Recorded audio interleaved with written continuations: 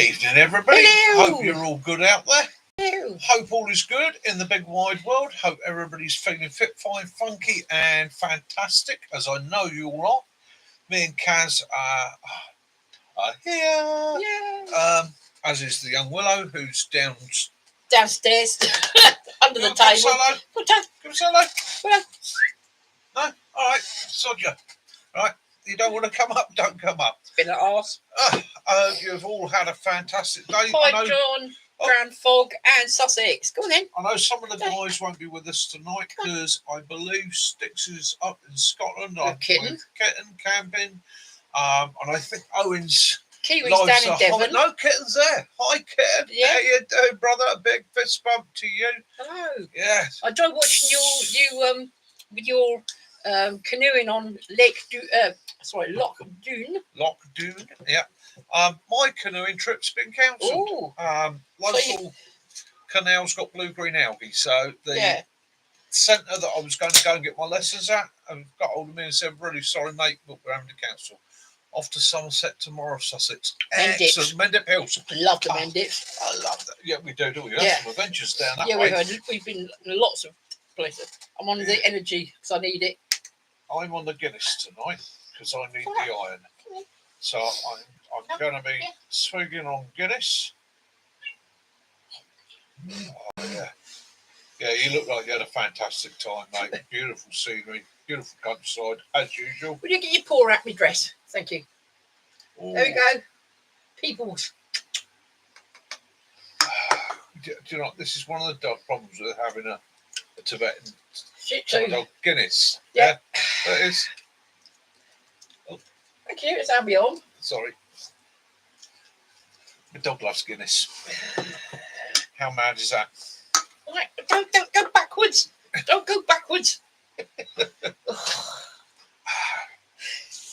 Right, cheers everybody. Hope you're all good. Cheers. Oh, there till tomorrow. Fantastic. Oh, nice. Hi, Paula. Hi, Paula, my lovely. Hope you're all good. I can see your back when he's paddling. Hi, John. Hope it's all good out there for you. It's St. Louis, and it's the Willow. Yeah. Oh, I don't even know what to talk about tonight. It's been a funny old day, hasn't it? Somebody decided that I got a potato. It's a worry potato, so you're feeling bad. It's a knitted thing with a little sign, and someone got hold of it today. So all I left is a sort of roundy potato shape with one eye missing, the face is gone, and the cardboard's chewed up. Yes, he destroyed it, didn't he? Yeah. Yeah. So he's not in the best books today, although we can't help it. No. He's a funny little hooligan. We had to watch him on his alcohol intake. You know, he's been getting a little bit leery. He hasn't got me worried, baby. He got him a potato. Yeah. Little so-and-so that he is. All right. It's all because I've got a new printer downstairs. A new one came. And you've set it up for me. And so, of course, my potato ended up on the floor. And, I moved things. And unfortunately didn't think, don't put things in Willow's eye line. Because you can see his eye line, it belongs to him. And, anyhow, so the weather here today has been bright, sunny, warm. Not as bright as we were expecting, though. No, we were expecting this weekend to be a real heat wave. Yesterday was overcast, quite mild, quite pleasant. I did risk putting washing out yesterday, but I wasn't going to do it today, just in case. Just in case. Yeah, I didn't have plans for this weekend. However, due to the weather, those plans got cancelled. So I dived down to the 4x4 response guys, did a quick video down there. Caught up with them, which was really, really nice. Because you're number 315 and I'm 315A. Yeah, I'm an A. She's an A. Add on. So we've done that. I've been doing my it's that time of year I start researching the winter, start looking at the long-term forecasts and that, seeing what the various Met offices around the world are predicting for the next few months, purely simply because now's the time I start prepping for my winter. If I feel that if I prep now and start putting stuff away now for the winter and getting organised for the winter, It means I get to really enjoy the autumn. Good evening, Wiggles Way, and welcome. It's new to our channel, so if you enjoy the content, it's finding you. Nice to be able to finally say hello. Hi, Wiggles Way. Welcome to the channel. Welcome to Please the channel. take a seat and enjoy. Yeah. Enjoy. Be one of the community. Wiggles Way. If you have a channel, stick your channel name up in the comments. Because one of the things we encourage to do here is for those people that have channels, give your channel a shout out, put it up in the comments, and other people get a chance to have a look, join you, pick up subscribers, and all the rest of it. And if you don't have a channel, doesn't matter, you're just as welcome. Oh no, poor Paul is burnt to a crisp, and Sticks' boy has gone away to brag about the Scottish weather to his mates. Well, it sounds to me like you had a fantastic weekend. Perfect weather.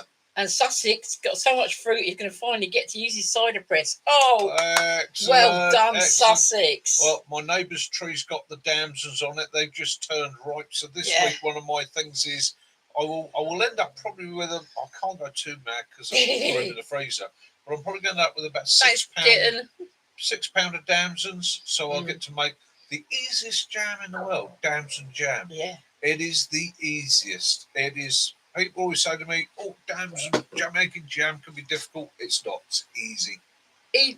Mike on EDC Patrol has just reached 500 subs. Oh, well Mike, done, Mike. Well deserved, mate. You've worked hard on it. Congratulations. Right? It's From there, it just starts to climb. Yeah, well done, Mike. Yeah. I am really chuffed for you, brother. That is really good news. Yeah. Wiggles Way, just playing with stoves and making brews in the garden. Oh, that's nice. Perfect. Mine's a coffee. I don't have. I'll have milk, but no sugar, thanks. Yeah, or a hot chocolate, especially mint. There's nothing wrong with making brews, right? It's every video I do. One of the things I've always said in my videos, and I think I always say it, is what's the first thing you do when you get out? Put a brew on. Make a brew. Get a stove going, or whatever system you want to play with that day. Playing with the stoves, find out which one's the best one for you for that particular time. Share the advice and that, share the knowledge. It's all part of the learning curve. The more people show, the more people learn, and all the better it will be. Thank you, Mike. He's like your 4-wheel drive club. Yeah, they're a great bunch. They really are. Cheers, mate. It's not something I've talked a lot about on the channel, but I've always enjoyed getting out into the countryside, and I for many years 4-wheel drives have been my tool of choice, whether it be for doing the vermin control, whether it be for camping, holidays, whatever. I've nearly always had an old Land Rover or something like that. I got into the 4x4 response through actually Tim, my mate Tim, who's the instructor, and who you drove with the other day. Yeah, and that was pre-pandemic. Hi, Janet. And it's just something I've been part of ever since, and it's a great experience. It's a great group of guys. They do. We do fun runs. They do children's charities. Where they help out with marshalling, marshalling for car parks. Taking meds out. Just generally, if the weather's bad, we get a weather report saying be on the lookout. You might be called in. Because the weather's bad. For charity events, we do everything from marshalling, might be moving first aiders, it might be just supplying vehicles for first aiders to sit in and wait. A couple of the 24-hour charity walks that are designed for women and young people. Faces, Ray. We go along to provide safe spaces for them. So basically, we're mobile. We're able to provide somewhere if they're getting into difficulty, they're nervous, they're scared, or they're worried, a safe space for them. So again, it's about supporting community, supporting charities, supporting friends. It involves training as well. So they do have training courses run all throughout the year in various systems, whether it be first aid, it might be marshalling, whitewater rescue, it might be getting a certificate, which means you can then control traffic and emergencies and learning how to do that. A lot of our for 4x4 responders, we've all got the HR, whatever your number is, and quite often you come across accidents or people broken down, and then we can help out there. We can assist. And again, it's a voluntary Hi, Benny. organisation. It's Hi, a Bill. good system. It works well. It's countrywide here in the UK. Yeah, be careful of road makers, Sussex. Yeah. Yeah, so it's all a bit of good fun. And yeah, hopefully you enjoyed the video. Next, Hope you're feeling better now, Bill. next few weeks are going to go a bit mad for me and a bit crazy, and I'm going to be fairly busy. I've got a couple of ideas for a couple of videos, but personal life's going to get a bit busy, and there for about 2 weeks, and it should calm down. In which case, I'll be able to get back to doing some of the things I love. And unfortunately, you hope to do as well as getting out with Tarpac this week. You couldn't go last week because you weren't well, but we've also found out that our local canal is got blue-green algae, so that has put a kibosh on it, hasn't it? Yeah, put the kibosh on the fishing down there, it's put the kibosh on walking dogs down there, and it's put the kibosh on my canoeing trip. Which was what I bought him for his 60th birthday, was a canoe experience, and it unfortunately got cancelled on Friday, was it? Yep. Yeah, due to blue-green algae there as well. Can't be helped. Hi, Lee Michelle. So there you go. I made it 60. Next Friday, Nick is 60. 22nd of August. Born in 1965. By all accounts, my mum says it was a good year. The roses bloomed early and the fruit did really well. And I sprung into the world. And ever since then, it's been steadily declining. But I'm still here. Oh, thank you, Paula. Yeah, it's Friday. It's his 60th. The following Friday, it's our 38th wedding anniversary. Yeah. 38 years. And then on the 31st of October. Oh, Benny said you're still a baby. Yes, Caroline's he is. Birthday. Oh, cheers, mate. Cheers, Benny. Hey, it's all up there. Yeah. I've had people quite regularly just lately say to me, "There's no way you're 60, mate. No way you're 60." And I say, it's just up there. It's all up there. If you think yourself old, you'll be old. Think yourself young, you'll be young. Oh, fact. You know, Thanks that's for love. what it's all about. And it's about enjoying life to the best of your ability. Not everybody is as physically capable as maybe they'd like to be, or as physically capable as they once were, but still enjoy it to the best of your ability. Because out of the three of us, me, Mitch, Mick, and Mac, all were born in 1965. So Mac's the eldest. He's the middle one. I'm the baby. Oh, I'm the baby. I didn't realise it. Think about it. Between me, you, and Mac, we've got 180 years worth of experience between us. Blimey! Yeah. Yeah, it's yeah, there will be many more, John. There will be many more. I tend to be around for a very, very long time. I'm a bit like cheese, you see. As it gets older and mouldier, it tends to mature better. I used to I liken him to an old sofa. You know, you get a comfy old sofa, you have a heart to get rid of it. You know, you got that. You're sitting comfortably in it. You don't want to move. You get your bum groove. I know it's. You get your comfy bits. Yeah. Good evening, Log Hoppers. Log Hoppers, how you doing, guys? Hope you're never late. You're never late. I hope you're feeling good, mate. I hope all the anti-bees and that are working for you and making you feel a bit better. I know you've been through a rough. I'm not going to sprout about it here too much. Other than I know you've gone through a bit of a rough patch, and I hope you're feeling better. Yeah, I'm about right with you, Lee. Maybe 16, 17 in the head, but the body is saying 1,000. I made a mistake last night. To kill. Been struggling with the old sleepy poos. So last night, both of us went through my med kit and took an amitriptyline and a large vodka, and I did fall asleep fairly quickly. However, I woke up this morning at 6. Went back to sleep, woke up at 11 and walked around with brain fog for the next 2.5, 3 hours, which is what those sort of drugs will do to you. I took an amitriptyline, which maybe I'm not really supposed to take it, but I have not had a decent night's sleep in months. Yeah. And I woke up at 10 and I was like a zombie. So I rewoke again about 11:30. And then I was like, ding, wide awake. But before that, I was, nah. Yeah. So again, and I don't promote people taking stuff to help them sleep. And please bear in mind, anybody seeing this, these medications are medications that I've been issued, and they're there for me to use as and when I need to. And I try not to too often. I'm a person that actually believes pain is there to tell you when your body's got a problem, so that you go easy on it rather than mask the pain and make it even worse.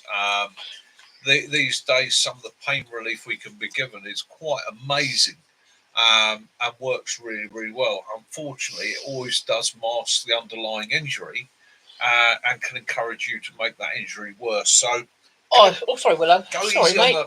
try and go easy on your meds. Yeah, I've always had problems sleeping though. I had my first load of sleeping pills when I was 8. Yeah, because I just couldn't. I didn't sleep. My brain doesn't turn off. Yeah, and I would say to people, don't mix strong painkillers and alcohol. Yeah, it's not to be done. It's dangerous. It is very dangerous. I didn't have any alcohol, but on the other meds I was on, maybe it wasn't a good idea to have what I had. Yeah, let's get on to what I was thinking about this. I was having a thought this morning. You know, you sit there, laying there in bed, sun's beating down on you, your head's a bit woozy, and you think to yourself, what am I going to talk about tonight? So, prepping and planning, I suppose. Prepping and planning. Like I've just said just now, we're preparing for the winter now. I'll just write it down for you, Mike. I started looking at my long-range weather forecasts, which aren't accurate. That I know that for a fact they are not accurate. But if you follow these things and you learn to recognise low and high pressure, how the jet stream affects us, how the Gulf Stream affects us, how El Nino affects us, and things like that, you start to see the patterns in the weather, and it's quite amazing how you can start to put the pictures together yourself. You get to the point where I'm able to look at weather charts and predict the weather 2 or 3 days ahead, and sometimes I'll even disagree with the computer on the TV program. And once or twice I've even been right. So now's the time we start putting our stores away. We start collecting up for the winter so we can have a pleasant autumn without worrying. And if anything happens, things start to get difficult, we've got those reserves there to get us by. Prepping and survival are often thought of as equipment related. Well, that leads to people always looking for the newest, greatest, slimmest, lightest, fastest, hottest, shiniest, most powerful piece of kit, which always comes into money. I tend to work on a principle of, or have worked on principle most of my life, that I couldn't afford those things. So therefore, make the best knowledge of the things I've got. And something I've noticed on the last couple of courses that we've done is some of the guys coming along having kit that was absolutely superb kit, brilliant kit, don't get me wrong, very expensive kit, and then turning up with it in the box. Never had it out, don't know how it works, or not got used to working it. And so I'm sort of looking at them going, well, yes, you have a brilliant piece of equipment there. That water, solar, generator power, nuclear plant is absolutely superb. However, if you don't know how to set it up in emergency, it's absolutely no use to you. In which case, my little candle is going to be a lot more efficient, isn't it? So again, it's getting back to that old thing of it really doesn't matter what kit you've got, how expensive it is, how cheap it is, how fast, big, shiny, or whatever it is. It's actually having the practice and knowing how to use it. Do I like a folding camp saw over a small hatchet? Yes. Mike. I personally like to combine a good folding saw with a good heavy knife. Which horse riding too. Because a good heavy knife can do some of the jobs that a hatchet can. A saw can accurately slice sections out if you're making wedges or you're making notches and that. I'm not saying you can't do it with an axe, you can. But it's one of those, right, if I'm selecting kit and I'm going out, a folding saw and a good sturdy knife, that is my ultimate goal. That is the two pieces of equipment I will carry because I can manage anything. If it came down to one item to take out, be a good sharp hatchet or axe. Purely and simply because I can slice, cut, do all the things I can do with that. So if I was limited to just the one item, I'd go with an axe. If I can take 2 items, I'd go with a good quality heavy knife and folding saw. Mike's looking at the Bachelor Laplander. the Laplander, brilliant saw. I will say to you, don't be lured by the Silkies. Now, the Silkies, I will say, are bloody good. I've got the big boy. They are superb. However, the Bahco does just as good a job for a third the price. You forget a spoon. Okay. You make them. And again, so it really doesn't matter. What you have is how you use it, and it's practice with it. Obviously, when we come into knives and saws and things like that, some of the better or the better known brands are better quality. They are better engineered. Some of the cheaper ones from, say, some of the mass producing factories in certain countries might not be up to the same quality. But one of the go-to, especially in the bushcraft world, is the Bahco Laplander. That pretty much is guaranteed never to let you down. It's a damn good saw. For many years, I would go to the local garden centre and buy a good quality folding pruning saw, because majority of these folding saws, that's where they originated from. They originated from pruning. They come out of forestry, they come out of arboriculture and things like that, because it was a safer and simpler way of being able to cut things back.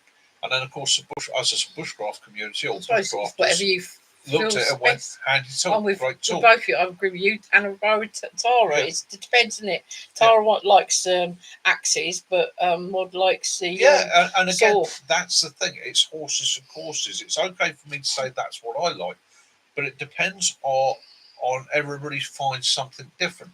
I like the MOD survival knife. I think it's one of the best knives ever made. I've had people pick it up. It's too heavy, can't use it. I'd rather have an axe and a small knife. It is down to the individual, and again, it's down to how you practice. Bushcraft likes the Silky because he got a free beanie. Oh, that's a deal stealer, isn't it? Nothing wrong with getting a free beanie. That's a 2-in-1, isn't it? So, and again, it's fine what works for you. Andy B would like to any decent axe hatchet brands to go for. Oh, now see, this is where we started to down that rabbit hole, isn't it? It's a rabbit hole. Okay. There's a lot of people out there try and tell you to buy. Right, I've got Swedish axes. Should we put it that way? Let's get some of these axes down. Let's have a look. Let's talk about it. If we're talking about right, Ian would like to know: is there a video that you're using the? He said, Mick, have you a video on that saw? I've never heard of it. I use a Silky Tomboy. It's one of the yeah, I think he has got I think it's one of the ones when he's in the woods.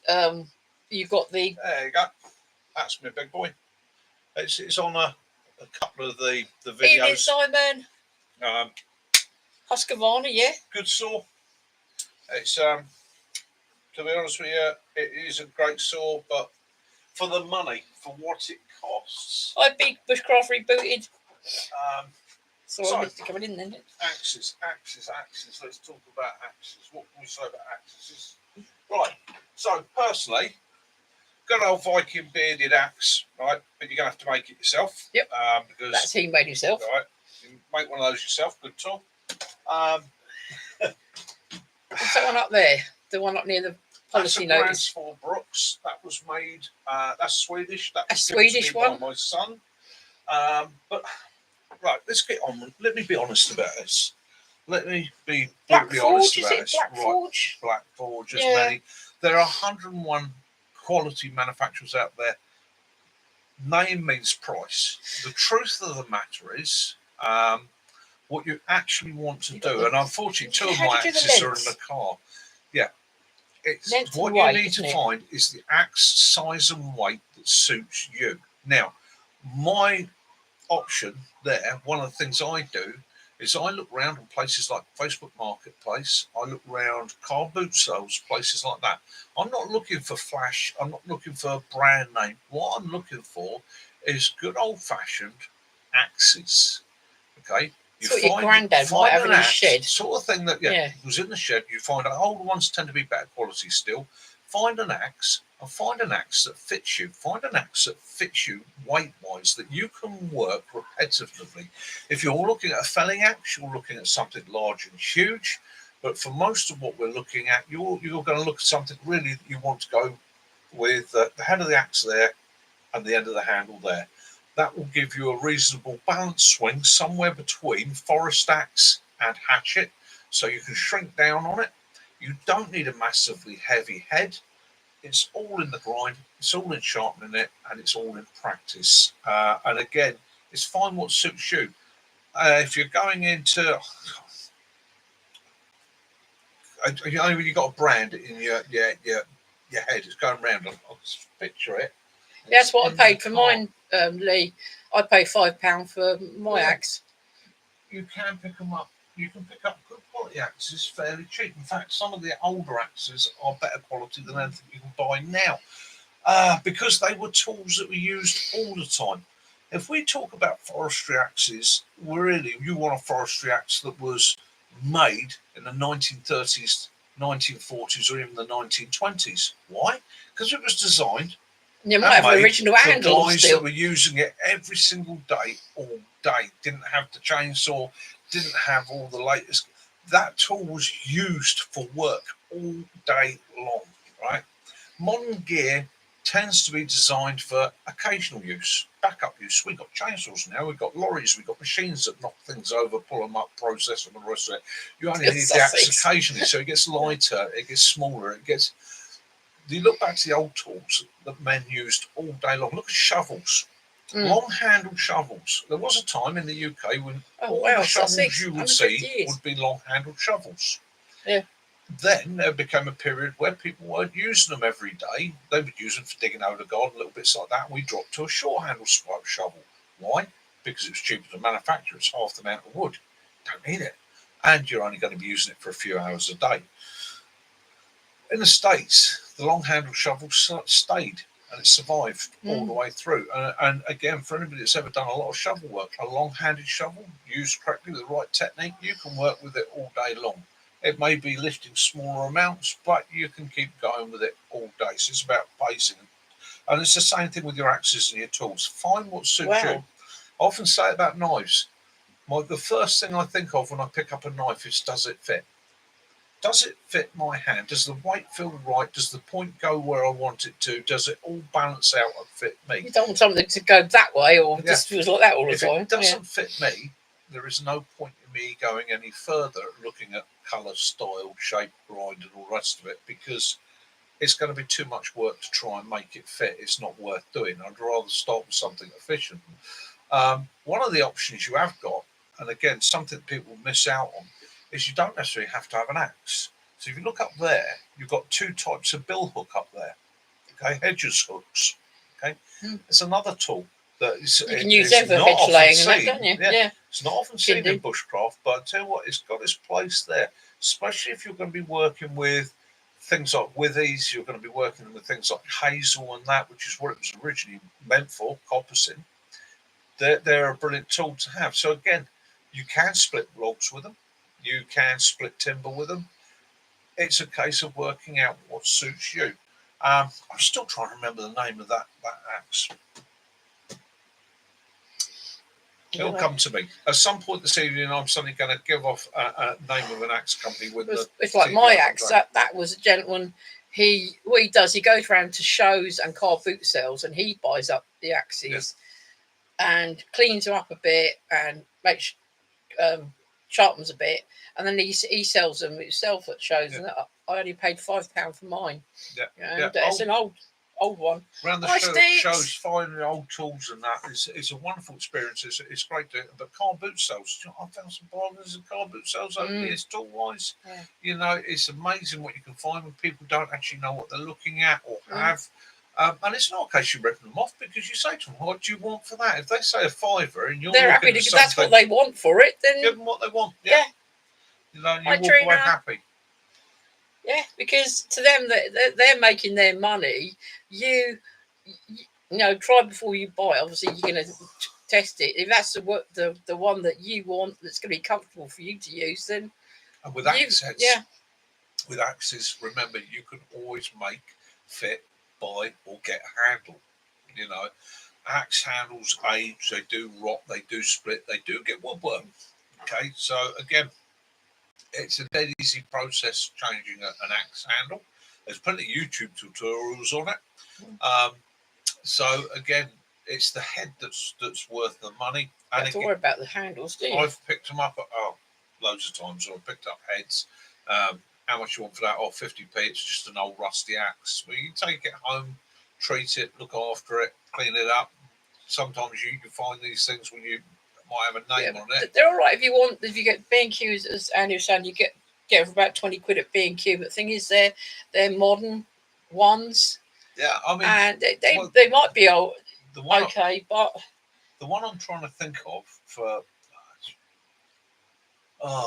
blimey, come on, it's going to come to me. Why is it not in here? It's in the car. I know it is. It's going to drive him nuts now. It's going to drive me up the wall. Are you all right there for a second, Kaz? He's going to have to go out to the car now. I may have to. I thought I had it in here. Where have I put it? It looked like you had lovely weather up there, Sticks.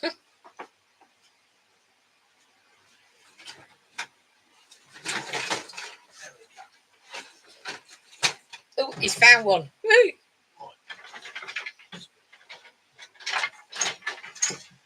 There we go. That's your little one. Billness, Bolters.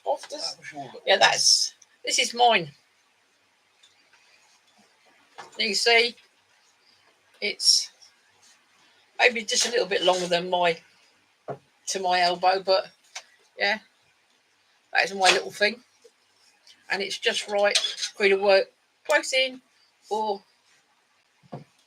I haven't got. I'll just see if there are any makers on that one. No, unbranded, but it's yeah. Does the job. It's a nice one. Holds an edge. Oh, my leather straps. A leather strap. Could you hold it by a leather strap then? Is it in the bottom drawer, Mick? Probably. It's probably in every drawer he's just looked at. Yeah, Bushcraft says Half Tours or Billness. Well, that one is Handful Swedish. Yeah, that one is. That was my son got me that one. Yeah, this is the one that our son had when he. Is that the one he tried cutting some carrot with? Yeah. Yeah, we ended up with A&E with him. But that again, to me, now that is a hell of a lot heavier than that one. But with us being a Swedish one, it's a good quality axe. You see what they've done? They put the ring in there and then tap the thing in the middle. Would I spend the money that people want for that? That's a lot of money there.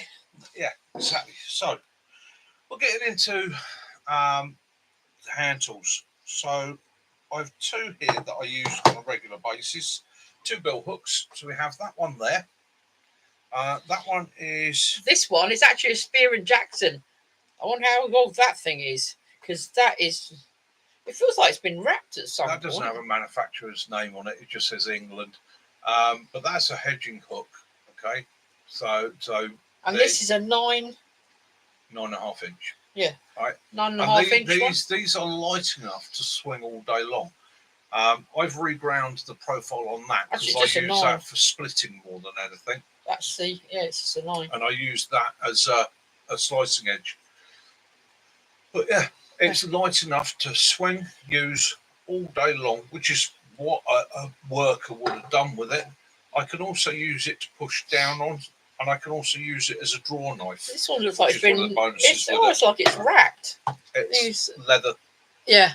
It's a leather handle. Yeah. Make it with discs of leather all the way up and then compress it over. Yeah. You can tell the older ones because they tend to be peened over on the end there. So it's just a rat tail. I hope she comes back. Good evening, Rowan. It's a rat tail tang peened over a washer. And as you can see on this one, Spear and Jackson, it's quite an old one because they were still using copper washers when they made this one. Leather discs for the handle. And again, it's light and efficient. It's probably about 5 millimeters thick. Modern Torah and Dog have to go now. Good night, you two. Guys, 3. Take it safe. Have a good night. Safe. I tell you what. I said the birds are roosting and we've got lots to do tomorrow. The brain is broken. Have a good one. Stay safe. Hope you feel better soon. Those Bill are bill hooks. Sorry, Andy, bill hooks. These are bill hooks. These are old Coppicing and Hedges hooks. You'll get these again from car boot sales. Car boot sales, junk steam shops. shows. They're getting harder and harder to find. They're quite collectible in some circles, but again, you find them occasionally on things like car boot sales where people don't know what they have, and they literally found it in the shed. It's getting a bit rusty and a bit rotten, and they throw it away. Now, if you can see there in the light that this is pretty much the finish on it. You can see the dents and ripples. Now, I'll be honest with you, you find that on a lot of these because they were pretty much stamped in the later years, and in the early years were made by blacksmiths. They're a great, wonderful tool. Can't say too much. Well, I can't shout about them enough, to be honest with you. Good old-fashioned country tool, but a great light swinging tool. Take something like that, good quality axe.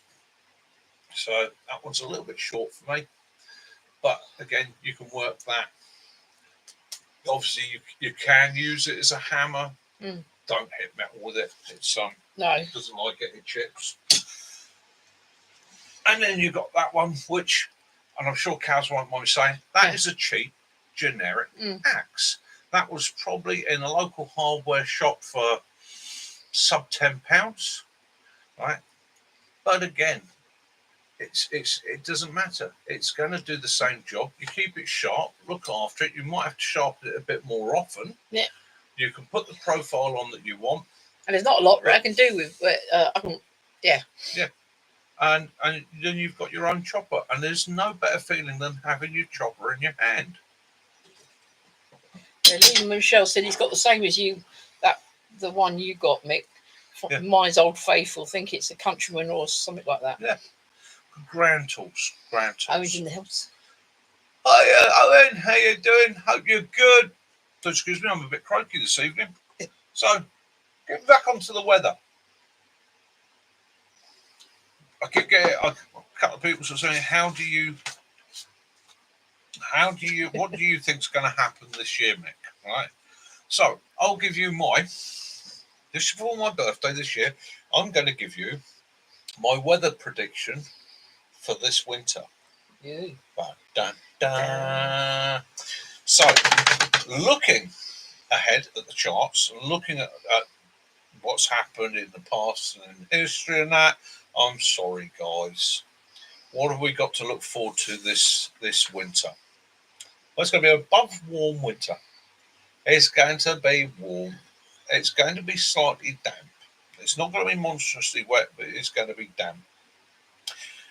We've got a weakening El Nino effect at the moment, which, along with increased high pressure over the last few months over the Atlantic, if it stays as it is, it's going to keep the Gulf Stream or the jet stream running fairly far south. When the jet stream runs far south at the moment, or north, it's going to keep the jet stream running to the north of us, which means it's going to constantly be bringing up warm and damp air from Europe and off the Atlantic. Now, how do I know this? What makes me understand this? Well, one of the things you've got to understand about the UK is it's an island. And the reason that it's so hard to predict the weather in the UK is you've got the jet stream running pretty much over us. It nearly is either just off the north or it's just off the south extremes, but it normally runs over Britain. We're on a junction. We're actually at a crossroads. Britain sits slap bang on it. And that crossroads is between the Atlantic and the Gulf Stream, which is running one way. It's between the jet stream, which is running the other way.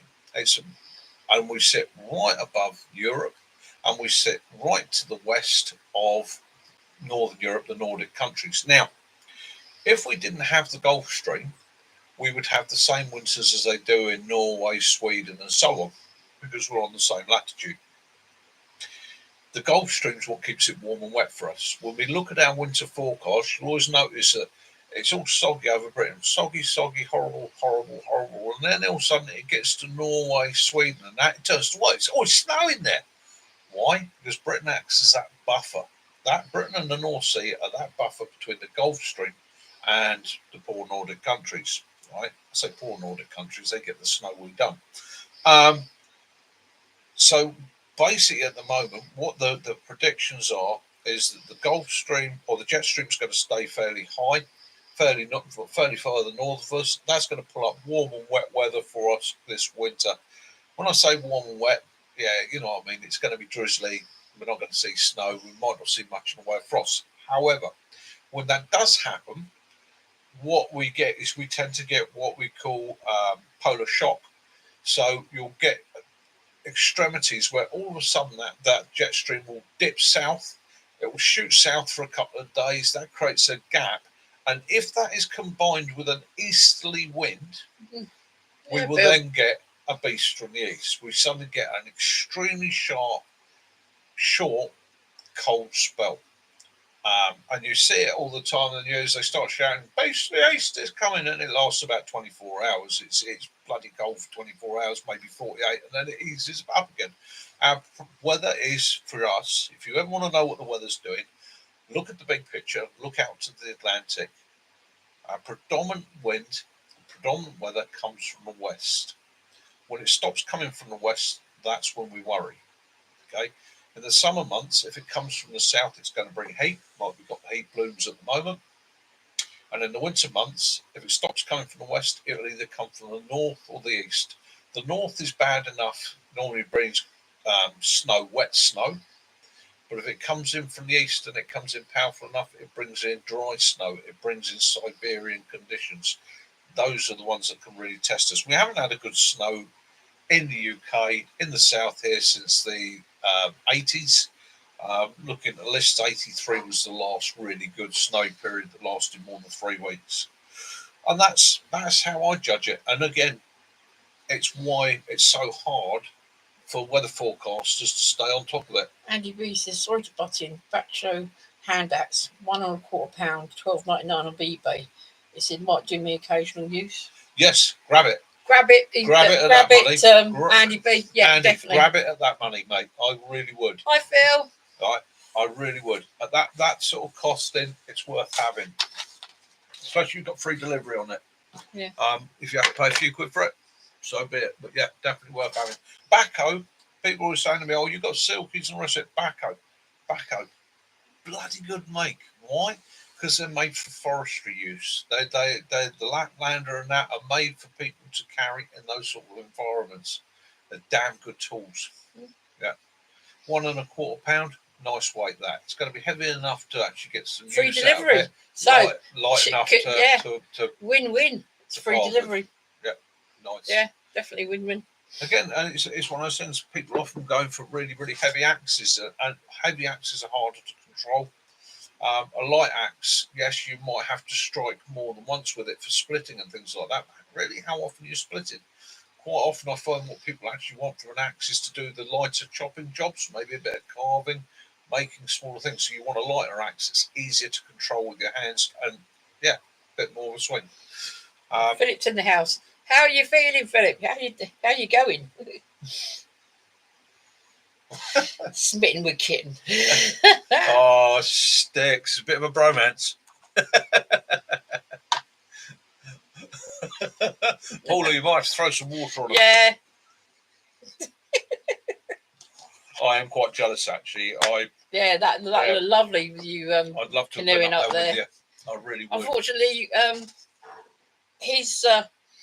his canoeing for tomorrow is cancelled because of blue-green algae, so he can't go. Damn the algae. There. So there we go. It's.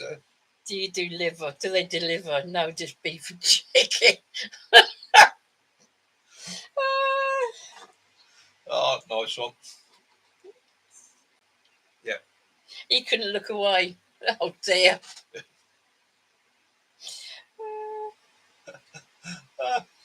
Oh, mate. It's push and pull.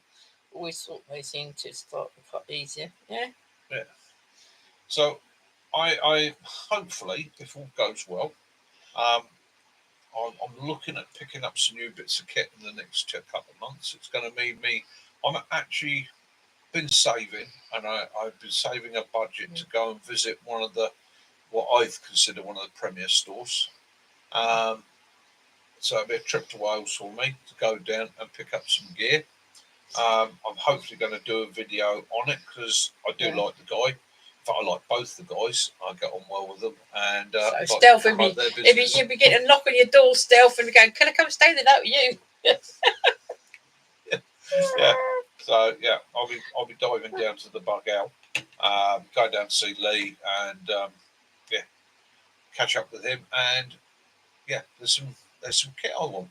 There's some kit I've been looking at for the last couple of years. Going sooner or later I'll be able to afford it, and then I'm going to go grab it. And that's going to lead to some more videos, some interesting videos, and some more adventures. Because we're on the point now. I've only got one operation left, and once that operation's out the way, I'm cleared to run. I'm cleared to fly. I am going to set my wings like an eagle. Flying is going to be in the new year, though. Yeah, unfortunately, I'm not allowed to fly. I won't be allowed to fly until the new year. So, but I will be making it over to the States. There is so much I want to do. Having these medical issues over the last few months have made me realise, do it, go out and do it. So yeah, Lee. Yeah, definitely, mate. Yeah, definitely. Yeah, you poor Delby's, it took taking him long enough to start recovering over that first operation. Now the hospital want more of him. I reckon they're sneaking away from me bit by bit. There is a rumour that there is an attractive nurse up there that's got her eye on me, and then what she's doing, she's stealing me one piece at a time and reanimating me. I think her name was Finkelstein or something. Nurse Finkelstein.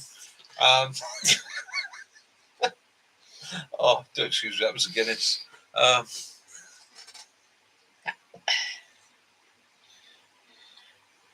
Yeah, that's a Guinness you got gifted. He got gifted some Guinness last week, didn't you? We went to a lovely meal and they had a raffle, and I had my eye on this really expensive vodka, and Caroline, my friend, she won it and put it in front of me. She gave it to me as a gift, and then her mum gifted Mick some Guinness. Yeah. Then I won some port, and then she won again, and she gifted you some Corona, wasn't it? Yeah. So as I was sitting at the table, everyone else in front of us, all was alcohol. Everybody sort of got to know me there as one of the few squaddies in the building. Pointed out you got the me. And I looked like the alcohol, the alcoholic. It was like, yeah, give it. I won that. Give it to him. Yeah, it looks like he could do with the alcohol. Wiggles way, what you got to do is you got to bring your beer with you because it's like a pub night. We all sort of have our little tipples here. Yeah.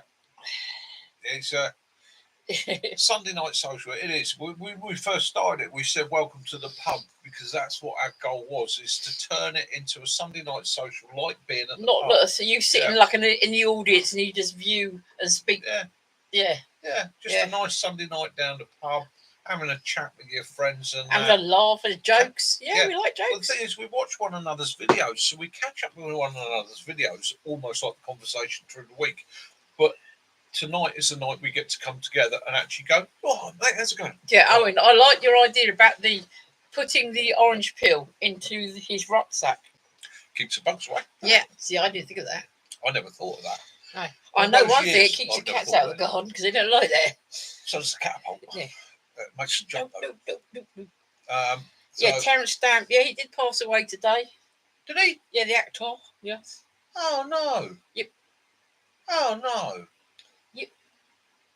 Oh.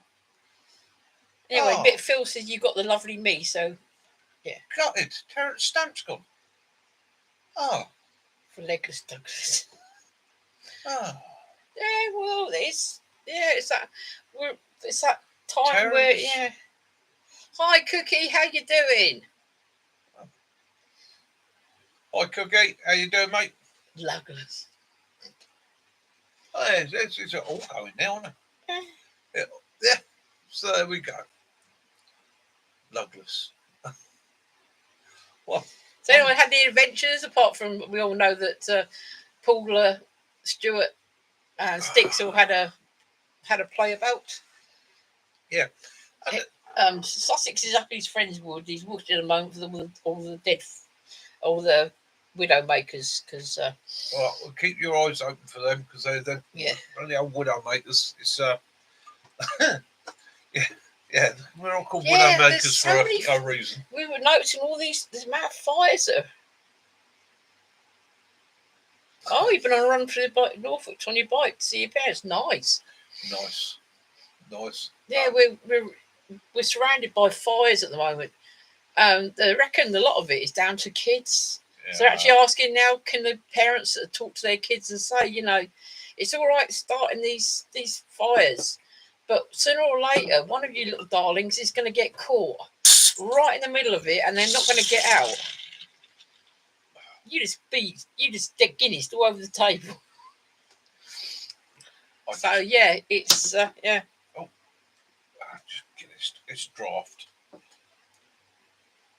Hi, Bob. John says he's going to Florida vacation, planning a quick visit to the surplus shop. You get you a green bag for bivvy. You have. Need anything else? So anything else I need at the moment that I can't get here from the US?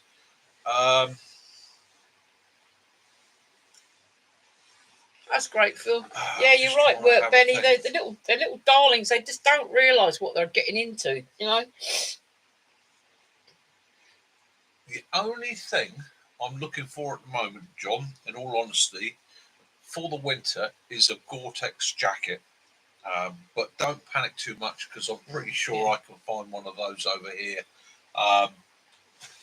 So kit-wise, I'm pretty much sorted at the moment. There's a couple of items that I want to. Yeah, Lee Michelle, there's one that's been burning down near Bournemouth 10 days. It was burnt. They put it out and it's been burning for 10 days now. And yeah.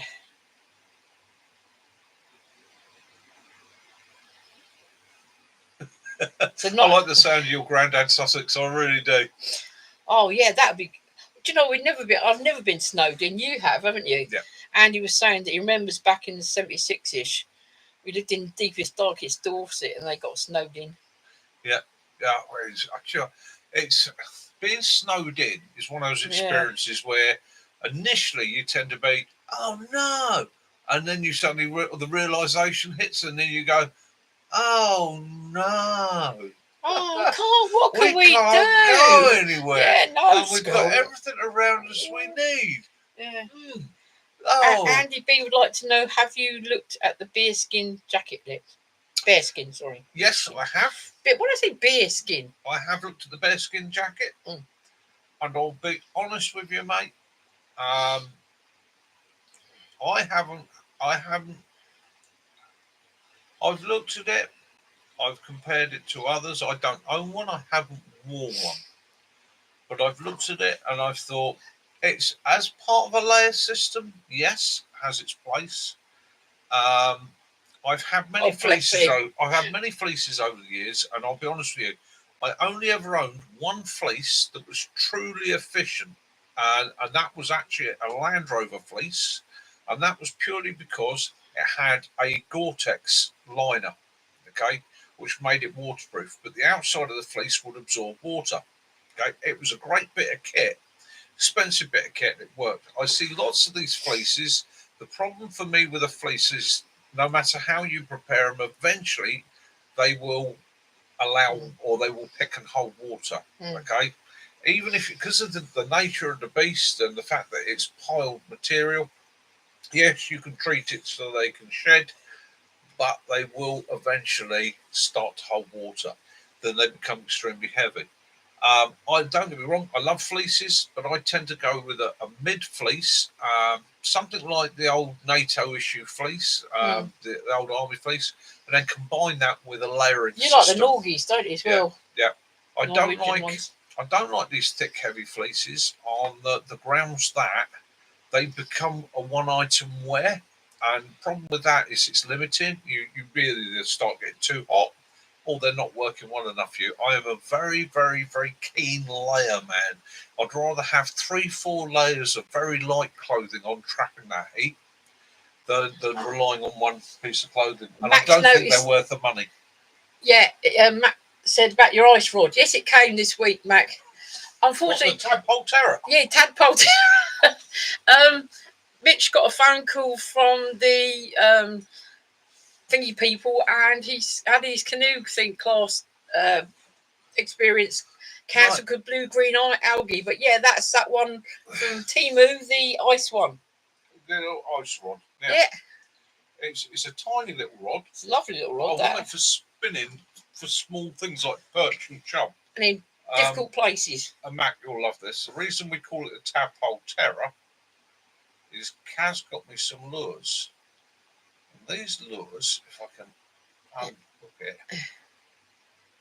Yeah, the little tadpoles, look.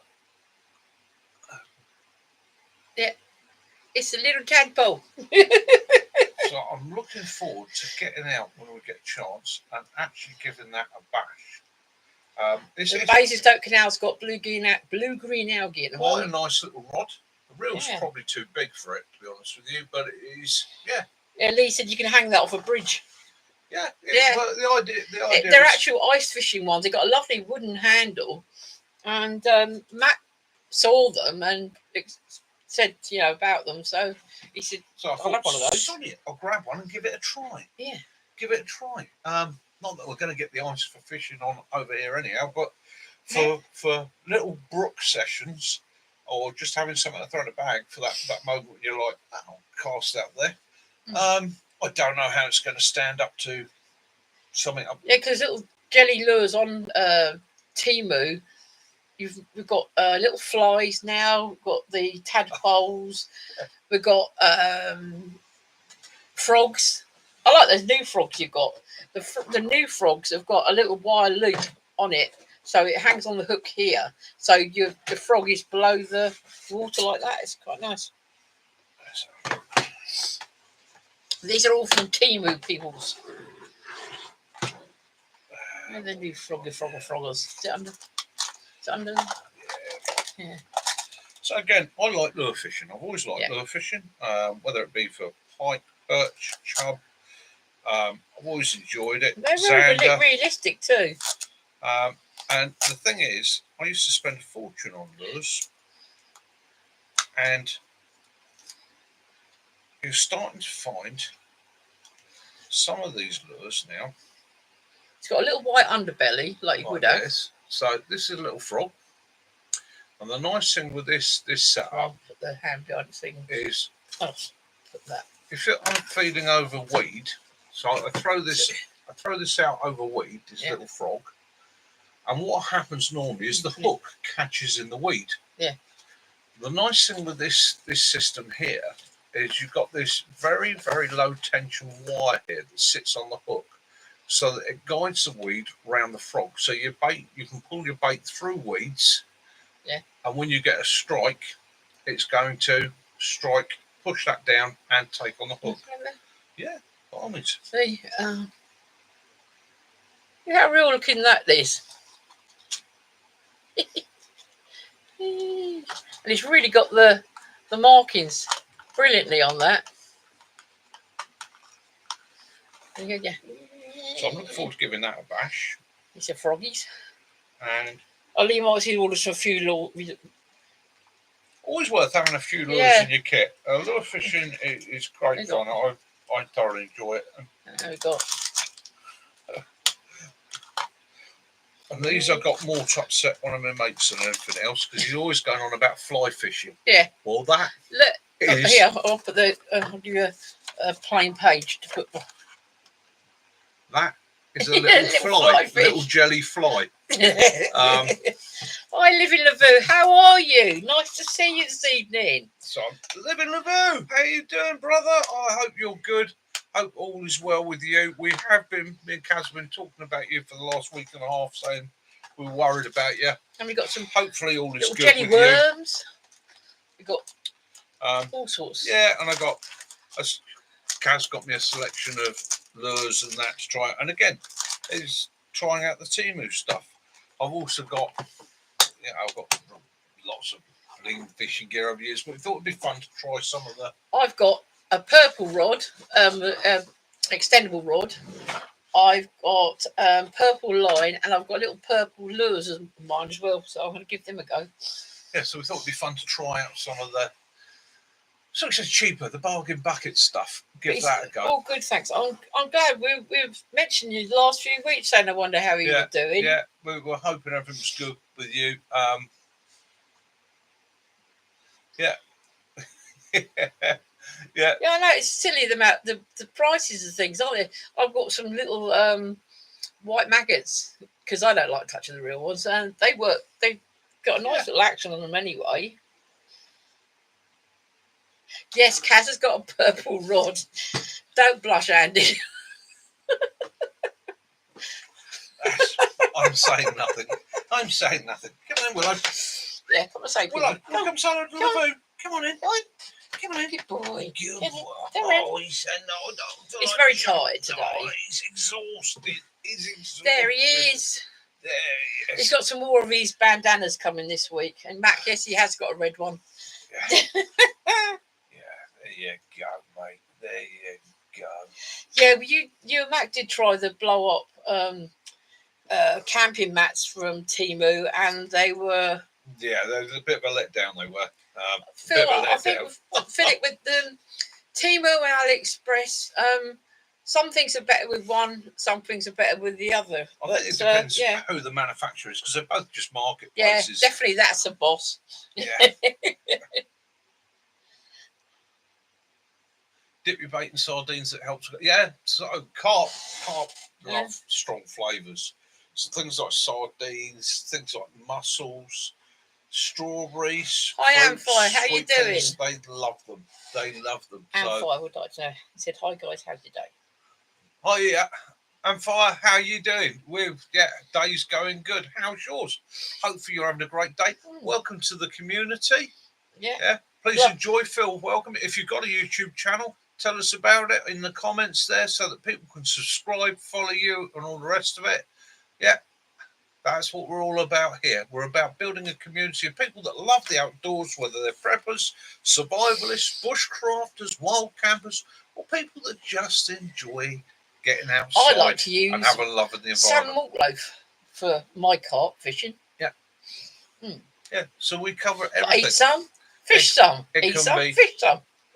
One day we can be talking about a bit of fishing. The next day we can be talking about solar panels, stoves, electronics, gas, and so on. Different fuels for fires. I'm very lucky having a YouTube channel that occasionally companies do reach out to me and they say, "Would you like to try this piece of equipment?" And I'll take the piece of equipment, try it out for a week or two, then I'll do a video on it. And I'm very brutally honest. If it's a good bit of kit that works well, I'm quite happy to promote it. And if it's not, usually what I'll do is I'll return it to the company with a letter to them or a note saying, "I'm not going to show it in the video because." And then you've not tried pole fishing, have you? I've tried pole fishing. Not for me.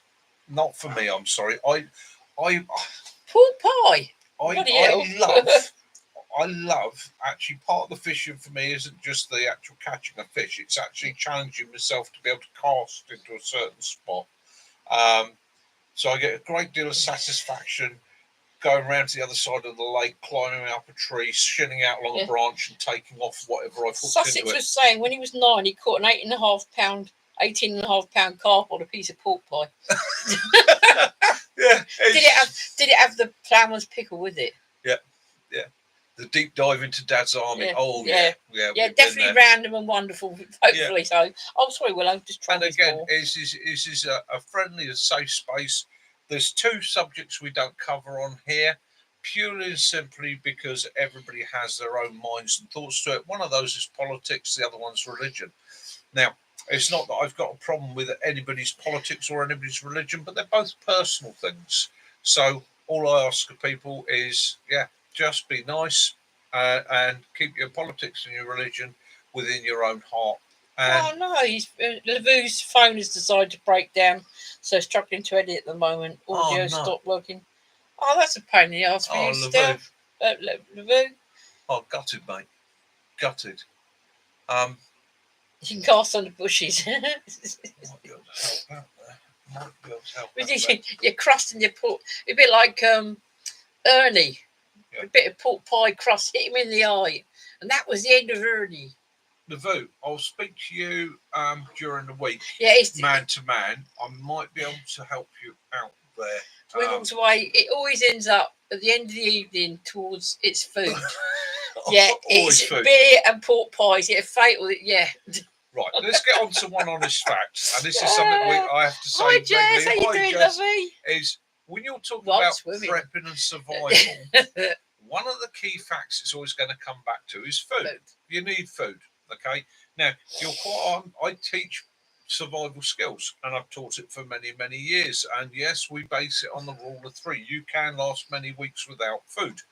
However, within hours of not eating or not having food, you start to struggle. Your muscles stop working properly. The sugar levels will drop. Your brain starts to slow down, not function properly. You start to get more exhausted. So food is essential in the survival world. And we often come into what we enjoy, what we like. We recently had a bushcraft toasty challenge. Yeah, we had a toasty challenge. Yeah. But it's still going, isn't it? The idea of that was just to have a bit of fun with it.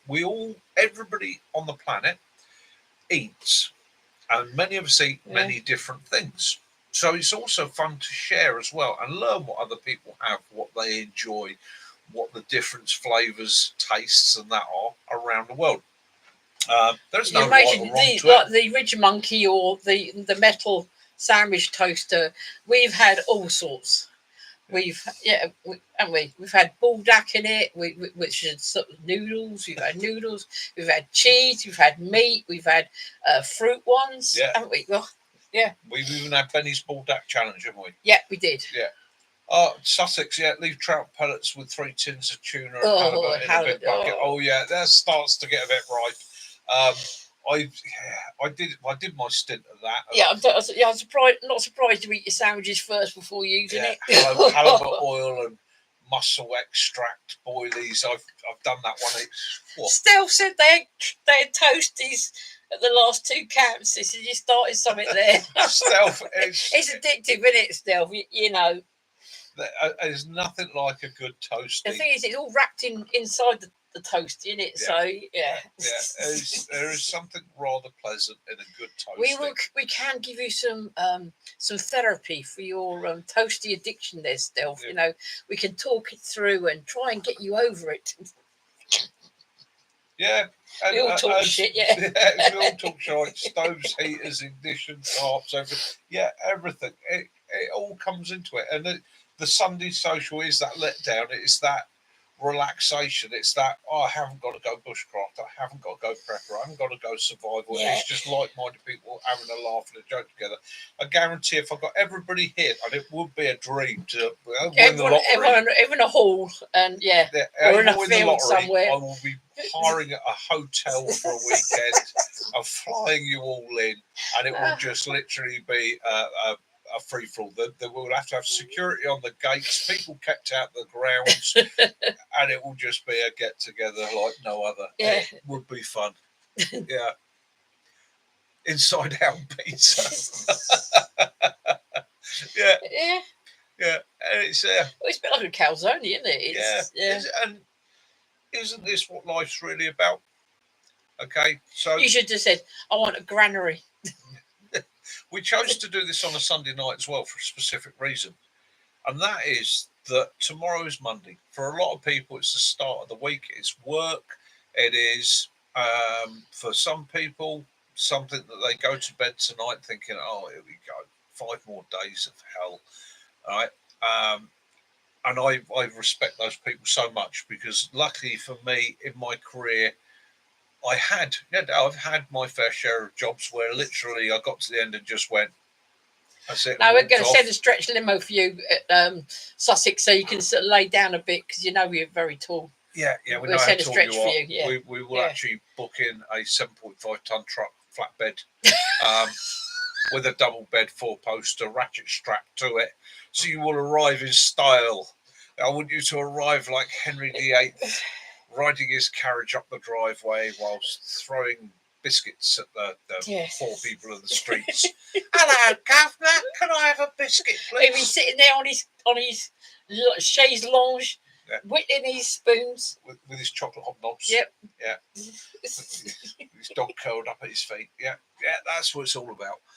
It's a bit of silliness, but no, it's yeah, for some people, Monday is a day of, oh, here we go again, sort of thing. So we decided to do this on a Sunday and make it as much fun as we could, as well as sharing tips, ideas, and that is to be supportive to one another as well. Yeah. Some people sometimes can be going through some quite difficult patches in their life, and it's just I want them to know that there is a group of lunatics here that do know, do care, have been through those sorts of things themselves, and don't judge. And can laugh at themselves. Yeah, and don't judge. It's an important thing in this life is, it's never judge anybody else because you don't know when you're going to be in that situation. Life can be a stinker to people at times. So again, we try and keep this as upbeat as possible. And if it means talking about whether ham and cheese toasties in the UK are better than spam and cheese toasties in the US, so be it. Why are you saying the hobnobs are like Marines? Go on, Andy. Tell us why.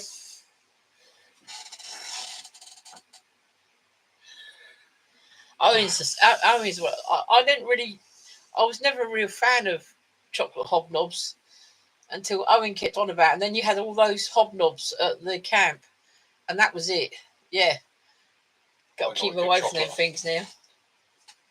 All my years in the military, chocolate hobnobs were the way of saying sorry. It was, you knew when you dropped a right royal one and were in trouble. I know the boys from RAF Benson, RAF Odin. If they dropped one, we usually got Mars bars and tins of oh no, not tins. We'd either get Thornton's or Quality Street. Yeah, hobnobs soak up your tea. Yeah. I was interested in an article watching QI the other day and found out that digestives were originally called digestives because they were supposed to stop you from farting. However, it's illegal to call them digestives in the United States because of it's got to do what it says sort of thing. It's a case of it doesn't do anything for digestion at all, and therefore by calling it digestives, you cannot. I don't know what they would call them in America. I don't know. Oatmeal blocks, like an oatmeal block. I'm not so keen. You say about oatmeal blocks, right? Here's an interesting one. Discussion with somebody about prepping. I was chatting to somebody about prepping, and we were talking about long-term preppings, so putting food away for emergencies and that. And the guy said to me, he said, I bought some of those long-life oatmeal blocks, the ones that will last 20 years, the foil-wrapped ones made by Ocean Spray and people like that. So, good, very good kit, very high calorie, won't fill you up, but will give your body the fuel to keep going. And he said, I had them until I needed them. Very true, and then Phil. I tried one because we got in a situation where we were stuck, only to find out I was allergic to them. Oh. Yeah. So then again, that comes back to people buy kit for emergencies and leave it in the box. Don't try it. Try it, And if it's food items, like some of the blocks and things like that, if that's where you're going to survive, you're screwed, aren't you? Exactly, absolutely. Exactly. You suddenly found yourself with, this is a guy that had it for his boat. Yeah. So if he found himself adrift, he's now in a situation where he's given himself an allergic reaction trying to keep himself fueled. Yeah. So again, it's that the priority with all your kit. If you've got a piece of kit, a piece of your prepper survival kit, sat there, you've never taken it out of the box, you've never opened up, you've never given it a go, do it. Do it as soon as possible. You might find something. You might open the box and find there's a piece missing, and you can't. Then you can't use it. So yeah. Years and years ago, I once opened up a tent and found that a mouse had been living in it. I tell you, that I had a new skylight, a good 8-inch skylight in the roof of my tent. So, so keep an eye on your kit and definitely don't keep it in the garden shed.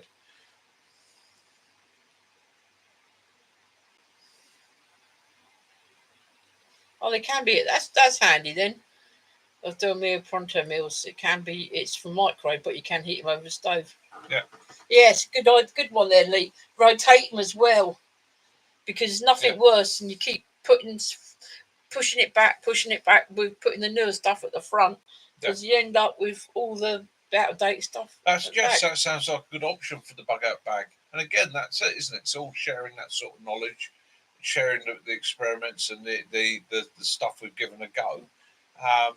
There are. If you can put some wild edibles in it to make it a bit more palatable, then we had to chuckle. There was a spate recently of videos where people were doing alternative boiling the bags, and I think 5-6 years ago we did one where we were showing people how we'd use fried bread tossed rice, the microwave rice, and you could use that as a boil in the bag.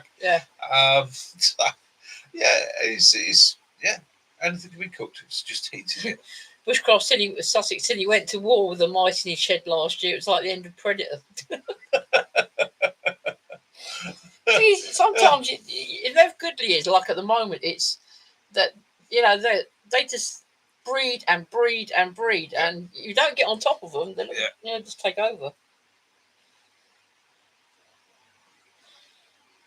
Yeah, it's just saying Aldi's and Lidl's. Yeah. I like Aldi's and Lidl's. You can find many things in many places.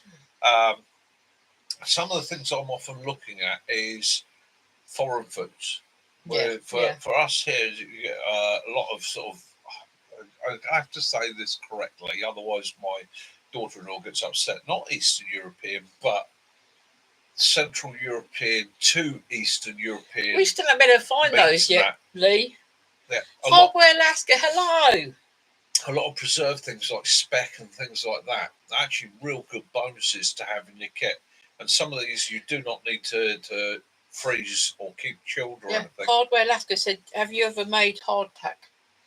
I've had a go at making landed mate. Sort of hardtack biscuits. That's not good. Hardtack biscuits in the past, and a hardtack biscuit is really just flour and water base.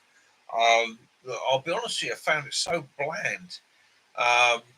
Let's try that beer, and then we looked everywhere else. Yeah, and when I tried adding things to it, what I found was once I started adding fats to it, then there was a process of where it could become rancid, and that, although it wouldn't do me any harm, it wasn't particularly pleasant. One of my favourites these days is almost like a form of pemmican. Using things like nuts, raisins, and things like that, jerky, and that broken into it. And for long distance tabbing, one of my favourites was one I got from a Royal Marine friend of mine, which was a nutty bag. And a nutty bag is just a sealed bag that you can put in your pocket, and ideally it fills your pocket. And into that you put things like chocolate bars that you break up small, nuts, dried fruit, dried apple, desiccated coconut, all that sort of thing. You put it in there and you mix it, and you use it as a trail mix, but it's put into I think they probably are, Andy, because it's a not on the go sustenance. It's something you can just dip into and you can feel the energy levels dropping a little bit. What you have to do, Bill, is tell her that cooks the stuff and tell her that she's actually eating the vegetarian version and it's not. Yeah. That gives you some company then, love. The prep store means you'll be lonely. No, you won't be lonely. Remember, anybody with a prep store has got the pick and choose of whatever they want out there. Sussex said that his great uncle used to swap biscuits brown with the Arabs for eggs when he was in the army. Yeah, I can see it.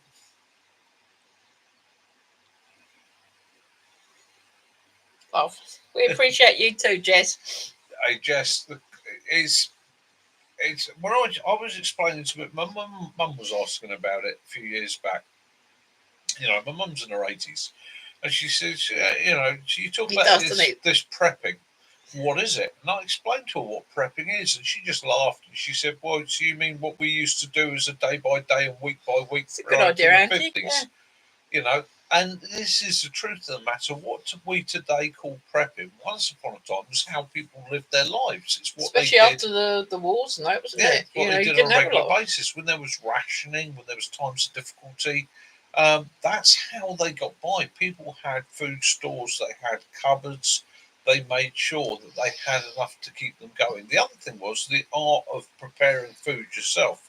So the supermarkets over the last 30, 40 years have done their damnedest to get us used to buying to order. Buy it today. You don't need to store it. You can come and get it anytime you want.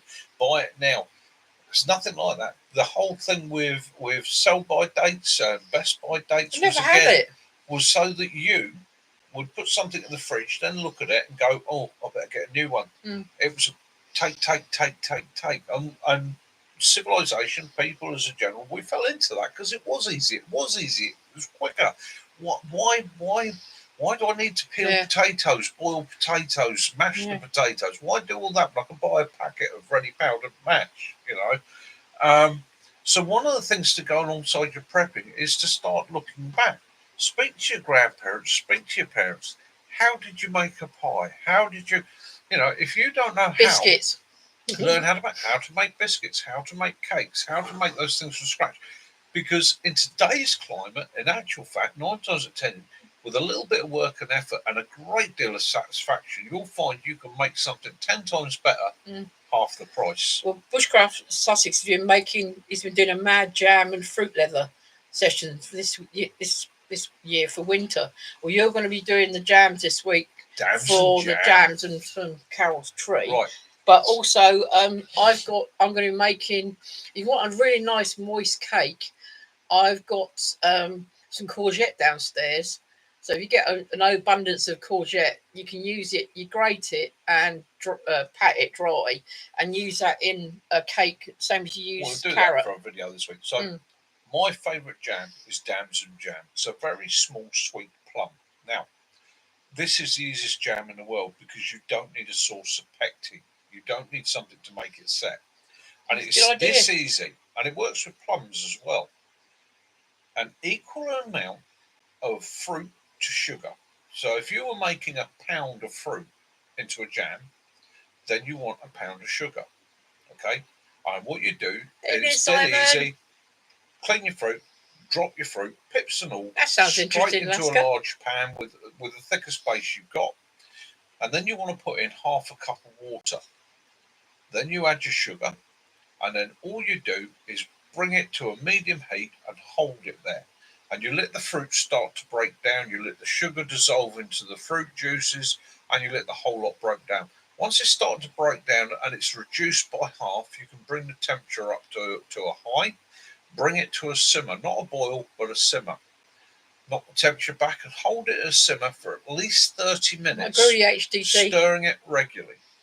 Once you've done that, you can either sieve out with a large ladle with the holes in it, I forget what it's called, but you sieve out the stones with that, or you can put it through a sieve if you want it as a fine one. He'll be back in again in a minute. He's doing some filming, I believe. And then all you do is jar it. You sterilise your jars, drop it into your jars, put your paper disc on the top, close your jars, done. Let it set. Absolutely brilliant. Ready to go almost as soon as it's set and cooled down, and will last for months and months and months. It's one of my favourites. It was something I used to make as a nipper. One of the first jams my mum ever showed me how to make. So simple, so easy, and I like it lumpy, so I tend to do it. I don't sieve it too much. I take the pips out, and I love it with the bits of skin and that in there as well. It's just, absolutely to die for. But again, the simplicity of a lot of these old techniques have gone away because for generations the supermarkets, no, you don't want to go to all the trouble of making jam when you could buy it for so and so. It's like cakes. You want a nice moist cake, use carrot. Beetroot makes a nice cake as well. Courgette makes a lovely moist cake. Andy said that he tried the GT Media night vision outdoors the other night, and it was very good. I tell you what, mate, it's an impressive bit of kit, isn't it? It's more than marmalade, And again, me and Matt, both ex-servicemen, both remember using. It wasn't actually in the military. It was. All I'll say is, many years ago, must have nearly 20 years ago now, me and Mac were in a place where we were using a set of Soviet night vision. And at the time, this Soviet night vision was pretty much the cutting edge. The GT Media makes it look like something from the Stone Age. I tell you, it is really good bit of kit.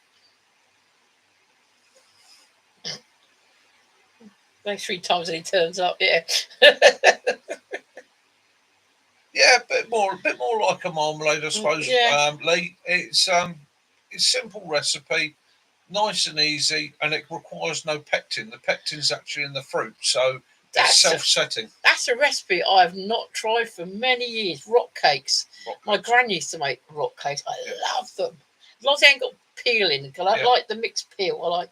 But of course, this time of year, we've also got crab apples. It's just funny how nature works. When you want to make blackberry jam, you need pectin. At the same time as your blackberries being out there, your crab apples are coming ripe. So if you drop a couple of crab apples, skin and all, literally just want a quarter of them, drop them into your blackberries as you start making it, cook them out with the blackberries. That's going to put enough pectin into your blackberry jam to set it. And it gives that sharpness of the crab apples gets absorbed by the sweetness of the blackberries and gives you an absolutely beautiful balance. Oh yeah, making jam. And this again, it's a way of producing your preserves for the winter. You know, you would have it on your toast or on your scones or whatever you want. You know, pancakes. Thick hot toast with a dollop of jam. Oh, that sounds nice, Andy. Beautiful. Blackberry and apple toasty. Oh, oh! Yeah, now you're talking. Now you're talking. Yeah.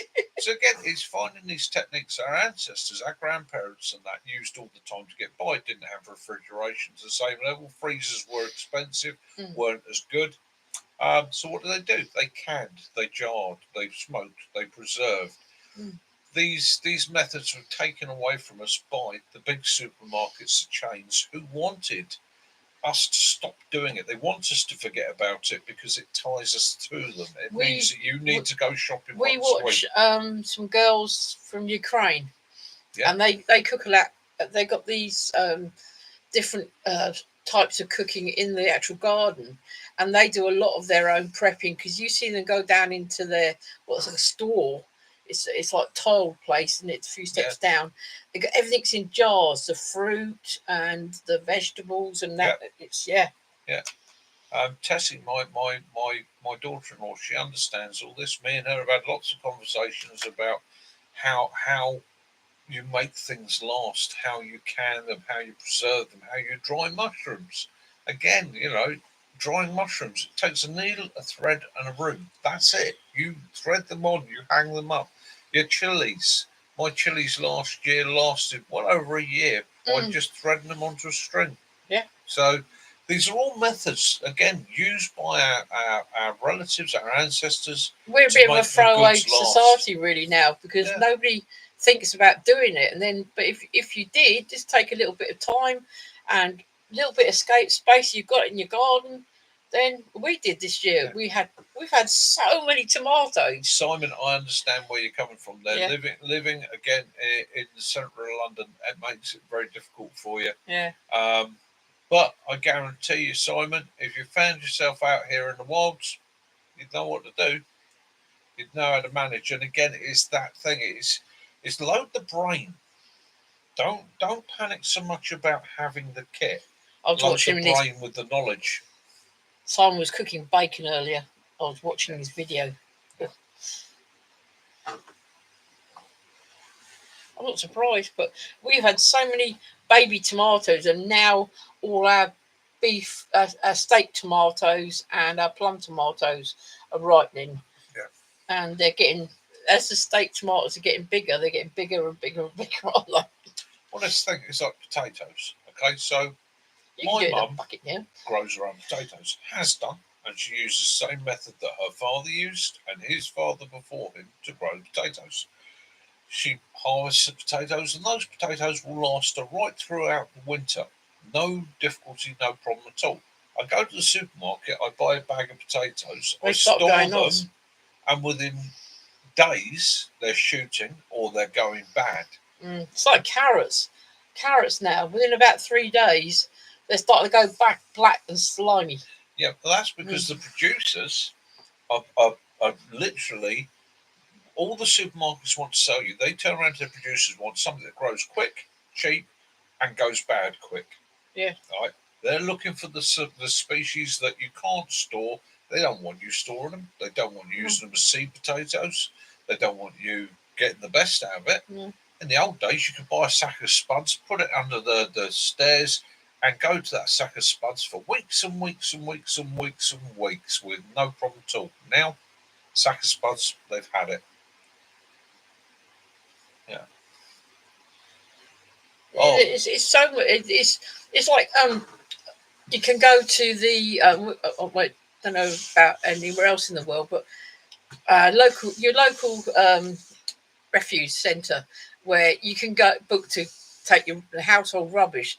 Every one of them has a little shop there, don't they? Always worth a nose, isn't it? And the amount of like beer, the beer bottles, the Kilner jars, the things like that, they're all there.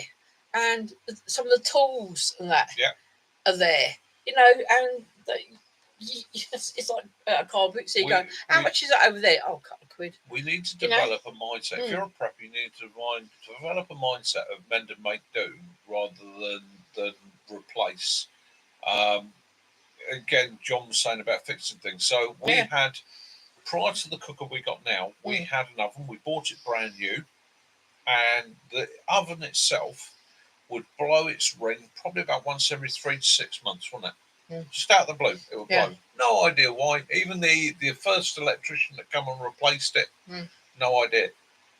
In the end, it was a case of I kept a spare ring for the oven, or heating element for the oven, to one side, because it turned out it was literally 4 screws, take a backing plate off, 2 screws, screw on the new element, done. That was as easy as that. It was a 15-minute job that I could do myself.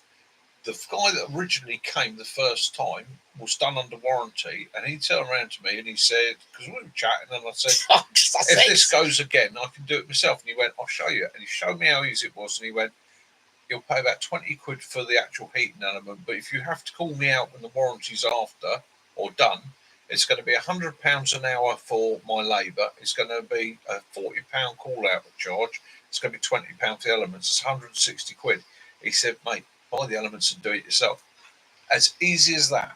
So again, quite often in this world today, there are so many things we can fix, repair, make do of, with a little bit of knowledge. Yeah, pear trees and apple trees can be like that. For the first few years, it's like growing a stick, and then all of a sudden, now you've got 2. We had a blueberry bush like that. We had nothing one, then we had 2, and then the next year we had so many.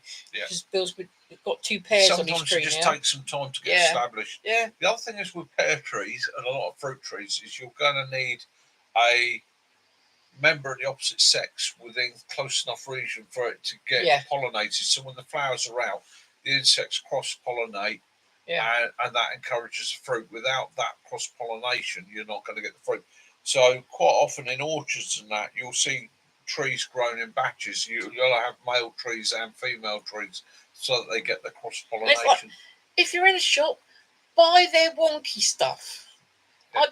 I don't see why having a carrot that's a bit of a funny shape, it's not going to make any difference to you. We live for it. It's fun trying to get a weird shaped carrot, trying to get the peel off it. When you get the rude ones. Yeah. Oh, we spend hours laughing at the rude fruit and vegetable, don't we? Yeah, it's part of the fun of going shopping. And always I look at the reduced bits, reduced fruit and veg bits. I go in there and get the rhubarb. This week I got some green runner beans. Oh, Andy, the thing about pear trees is all the bloody partridges. Yeah, poke them out every Christmas. Yeah, get out of my tree. No, I don't mind partridge. It's just that, again, another tip for you. If you're going to do partridge, just the breast. Don't try doing the whole partridge. It's worthless. There's hardly any meat on it. Yeah, we used to go somewhere. When we used to go off-roading, there's one particular lane we used to go down, and the person had their chickens produce too many eggs. So quite often they had a table outside their garden, didn't they? Yeah. It was one of these green lanes, and it said "Help yourself." So we used to pick up free eggs. Saying about partridge, yeah, the Roman Road at Barton Stacey, where I used to drive the ATV up there. Yeah. So you've got a picture of this. This is a Roman road, so it's dead straight. It goes for a couple of miles over a hill like that, and it is a footpath. But we used to have to use it at boundary, the MOD land, and I had to put the flags up. So I had a side-by-side ATV with no doors on it that I'd go around putting the flags up. And every morning I'd drive up this track, and at certain times very nice Sussex, there would be French partridge everywhere. And the amount of times, the amount of times I've been driving up this track with a partridge running level to the door, and more than once I've actually reached down and picked it up as it's running, held it in my hand, and then launched it over the hedge. I could have just as easily done that and taken it home for the pot, but why? Don't need to. Sussex was saying his butcher gave him a bag full of steaks because the apprentice messed up and he couldn't sell them because of the shape. Nice. I'll take that, mate. Yeah, you're right, HTT. There is a huge farm to table business out there, but usually, like I say, the usual visually challenged ones are 50% off. Yeah. We've just, our local supermarket obviously had an apprentice in for a couple of weeks because ribeye steaks. I've never seen a ribeye that goes downhill. It was like that, and then like that. They did the same sort of thing. It really copped it up. I bet he either lost his job or got a right rollicking because they had to sell it off cheap. But again, so my beef, I'll be honest with you, I get my beef once a year, and I get it through a guy called Farmer P. He's got a YouTube channel, brilliant channel for any of you that like farming. He has a herd of Dexters, all organic. I get to watch the animals raise from youngsters all the way through. They go off at 2 to 3 years old, so they're more mature animals. They've had a really good life, been well looked after and cared for, and the guy's really got a heart for his the animals. meat, some of the it tells in the meat. And don't get me wrong, I pay probably a bit more than I would if I bought it all from a cheap supermarket, but I know where the meat's come from. I get to meet the man that's raised the animals. I get to see the animals raised. I know exactly how they're cared for, looked after, their welfare. The quality of the meat is second to none. Okay. Now, the only downside of this, it means that once a year, me and Kaz drive to Gloucester, about 124, 125 miles. We go and have a cup of tea with him. We pick up our beef box, we bring it home, and it does take up half a freezer. That's why I bought an 81 litre small freezer. But that's our beef for the year. Apart from if I'm in the supermarket and there is a bargain or something like that, I might turn around and go, do you know what, sod it, I'll have that. But that's how I buy my beef. Now, it is expensive. It's a one-off lump sum. But the ones that went to the last camp of yours, they actually had Dexter beef, didn't they? Because Jason cooked the meal. That was from Dexter. Yeah. And Lee, I will say some local farms, it is expensive, but then you've also got to remember the downside for British farming, and this is something that's close to my heart because I come from this background. So for British farming, the overheads for a British farm compared to some of the farms in other countries, I'm not saying all other countries, but some of the other countries that we buy the bulk of our meat from, the overheads for British farmers are through the roof. They're tied to so many rules and regulations on welfare, care for them, which is right. And no farmer will disagree with me on this, is right, as it should be. However, if you've got a British animal that is going to cost that farmer £1,000 to raise for a year, right? And that's not counting the feed, that's just counting all the bits and pieces that will go into certification, TB testing and everything else. Then he's got to pay all the slaughter fees and so on. It's going to be expensive.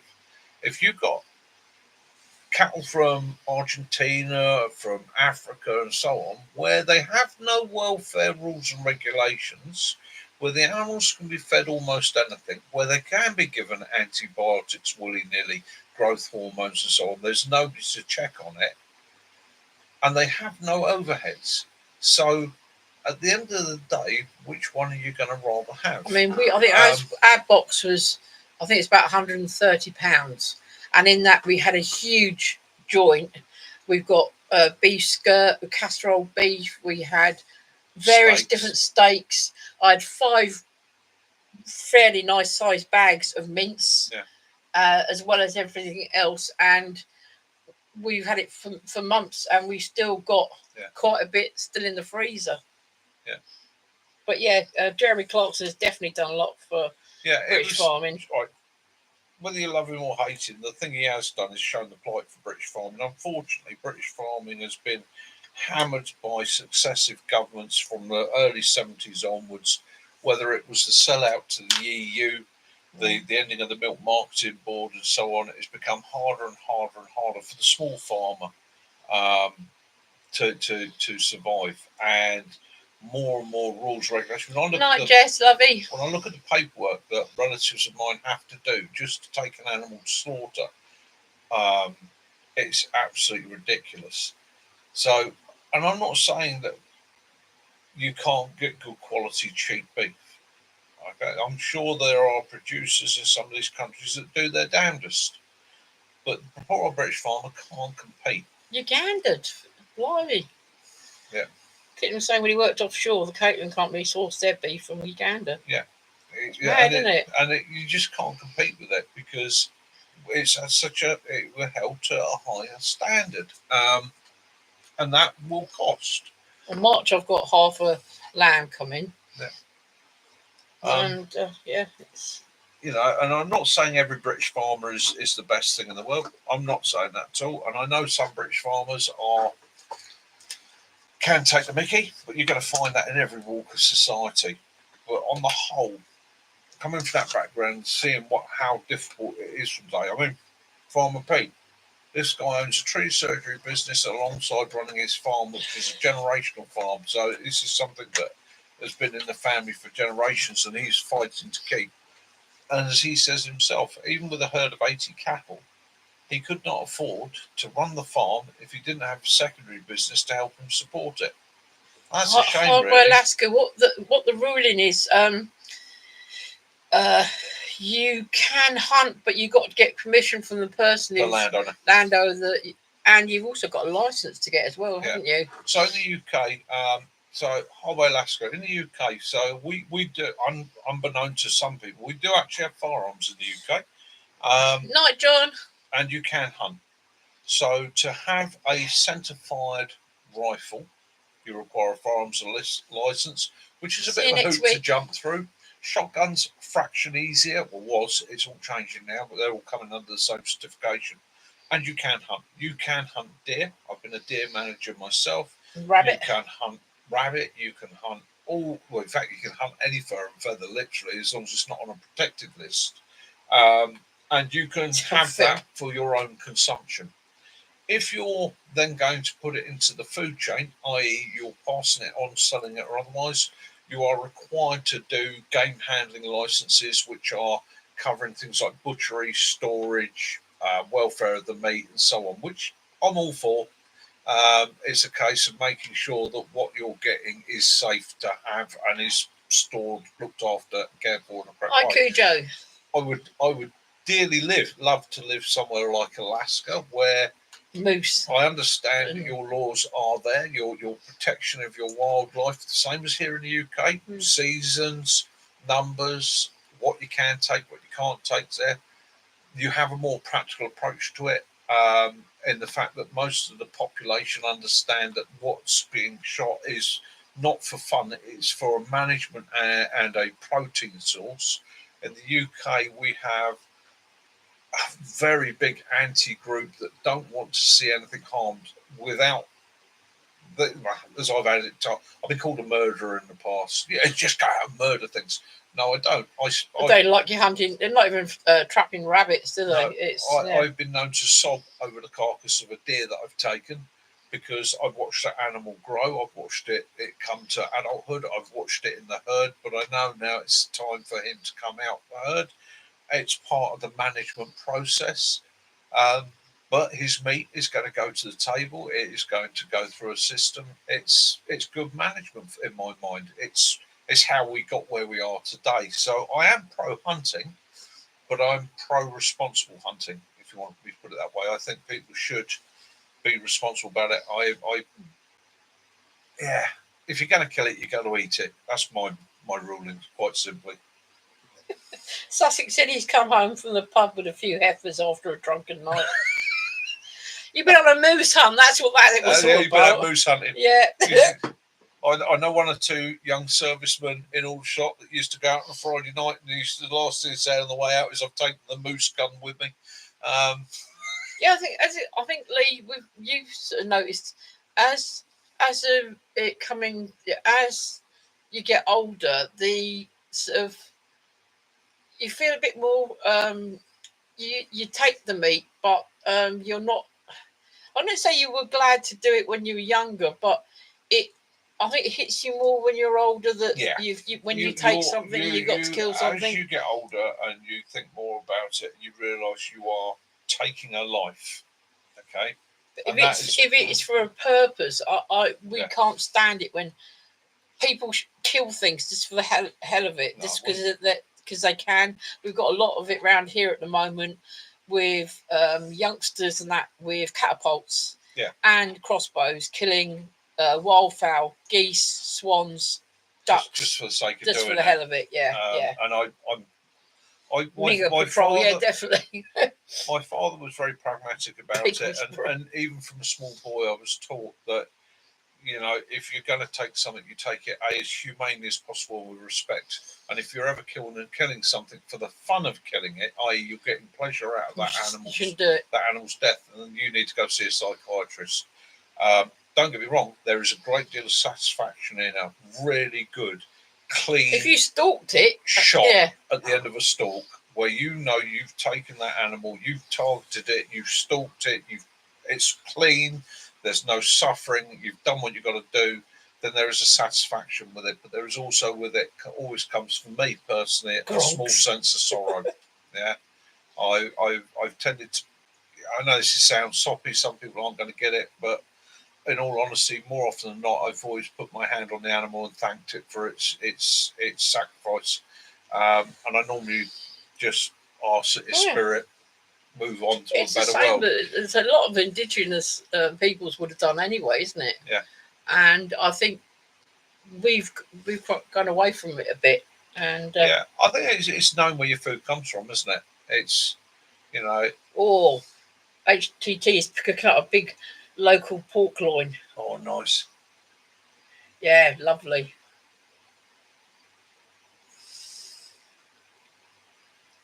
Yeah. Exactly, Halfway Alaska. So you're using the animal, and that is brilliant. That's as it should be. That's the antlers are good for the dogs to chew on. Man has survived for thousands of years by using nature and using nature responsibly. Our ancestors knew that there was no point in killing every animal in the herd because there wouldn't be anything for tomorrow and you couldn't preserve it. The eating of flesh and meat is something that we do, or the majority of us do, and it is a source of protein. That's what we were in our genetics. Nothing wrong in that at all. And I would love to live somewhere where it would be easier and more acceptable for me to hunt, because I do prefer selecting my meat and my protein from a source that I'm in contact with and seeing every day, and I'm able to manage, look after, care for, the welfare, be part of it. I know not every hunter's going to feel the same, but that's important to me. It's the same with fishing. In the UK, fishing, I fish. I enjoy my fishing. I don't eat what I catch because if you saw the state of most of the rivers around here, you wouldn't either. However, I've always thought of it along the lines that when I'm sea fishing, I'm fishing for what's going onto the pot, into the pot. So I'm fishing for mackerel, I'm fishing for turbot, I'm fishing for gurnard, I might be fishing for plaice, I might be fishing for some, because they're coming home with me. The ones that are too small, no size, that go back. You know, Alaska. Just interested.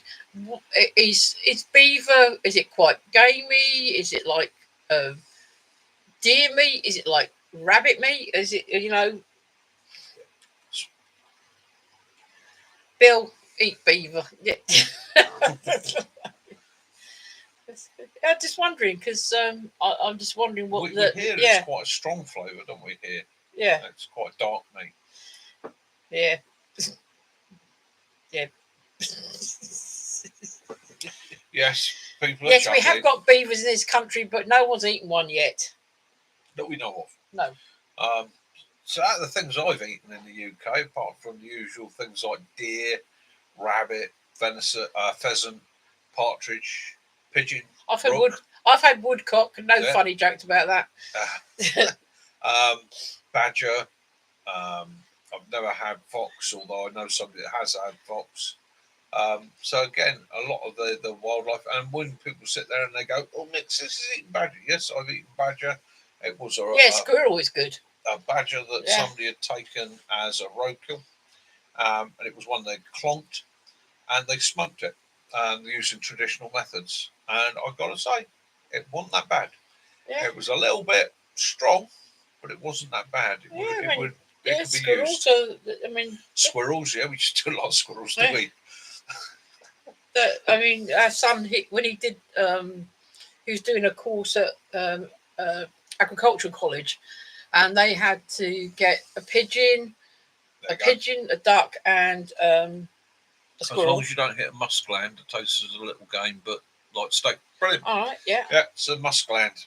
And again, you'll find that with a lot of species of animal. Certain ones have got it in the hind leg. Is that right? Yeah. Some of the deer species have got it in the hind leg. Yeah.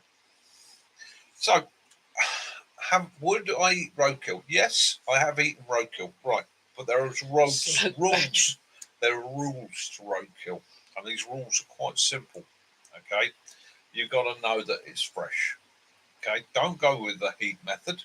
I've had plenty of people say to me, "Oh yeah, I put my hand on the carcass and it was warm." Yeah, as it starts to break down, it also warms up. The other thing with roadkill, and this is as a deer manager I'm speaking, there's two things you've got to know, and I'm specifically talking about deer here. One, if a deer is hit, it can do a lot of internal damage. Okay, it can rupture a lot of internal organs. If you don't know that that animal was only hit in the head, the only things worth taking from it are the haunches and the shoulders. Leave the internal cavity completely alone because you don't know what's leaching, bleeding, spreading, and getting in and contaminating. Okay, that can be from the bowel, that can be from the stomach. There's all sorts of nasties in there you don't really want to get involved with. So haunch, if you see that deer hit in front of you, it's gone down, it's quickly and killed, you pull over. Bear in mind that English law says that if you're the one that hit it, you can't pick it up, but that anybody behind you can. Pull over, out with your knife, take the haunches off. Okay, have those. Ideally, you want something that died like that, not something that's background, because that taints the meat. The other thing you want to know is that if you find a carcass, now this happened in the New Forest, I believe, and this was about 25 years ago. This was when I was a deer manager. This is when the rules and regulations came in on passing on meat. And this is a genuine incident. So, a vet was called to a deer that had been knocked over. Unfortunately, he's dealing with something else at the time. So he turns to his student nurse, his standing nurse, who's under training but has come up to a certain level, and said to her, "I need you to go out and euthanize this deer. Okay, I need you to go out, give it an injection, euthanize it, put it down, job done. Easy as that. This is the location, go and do it." She did.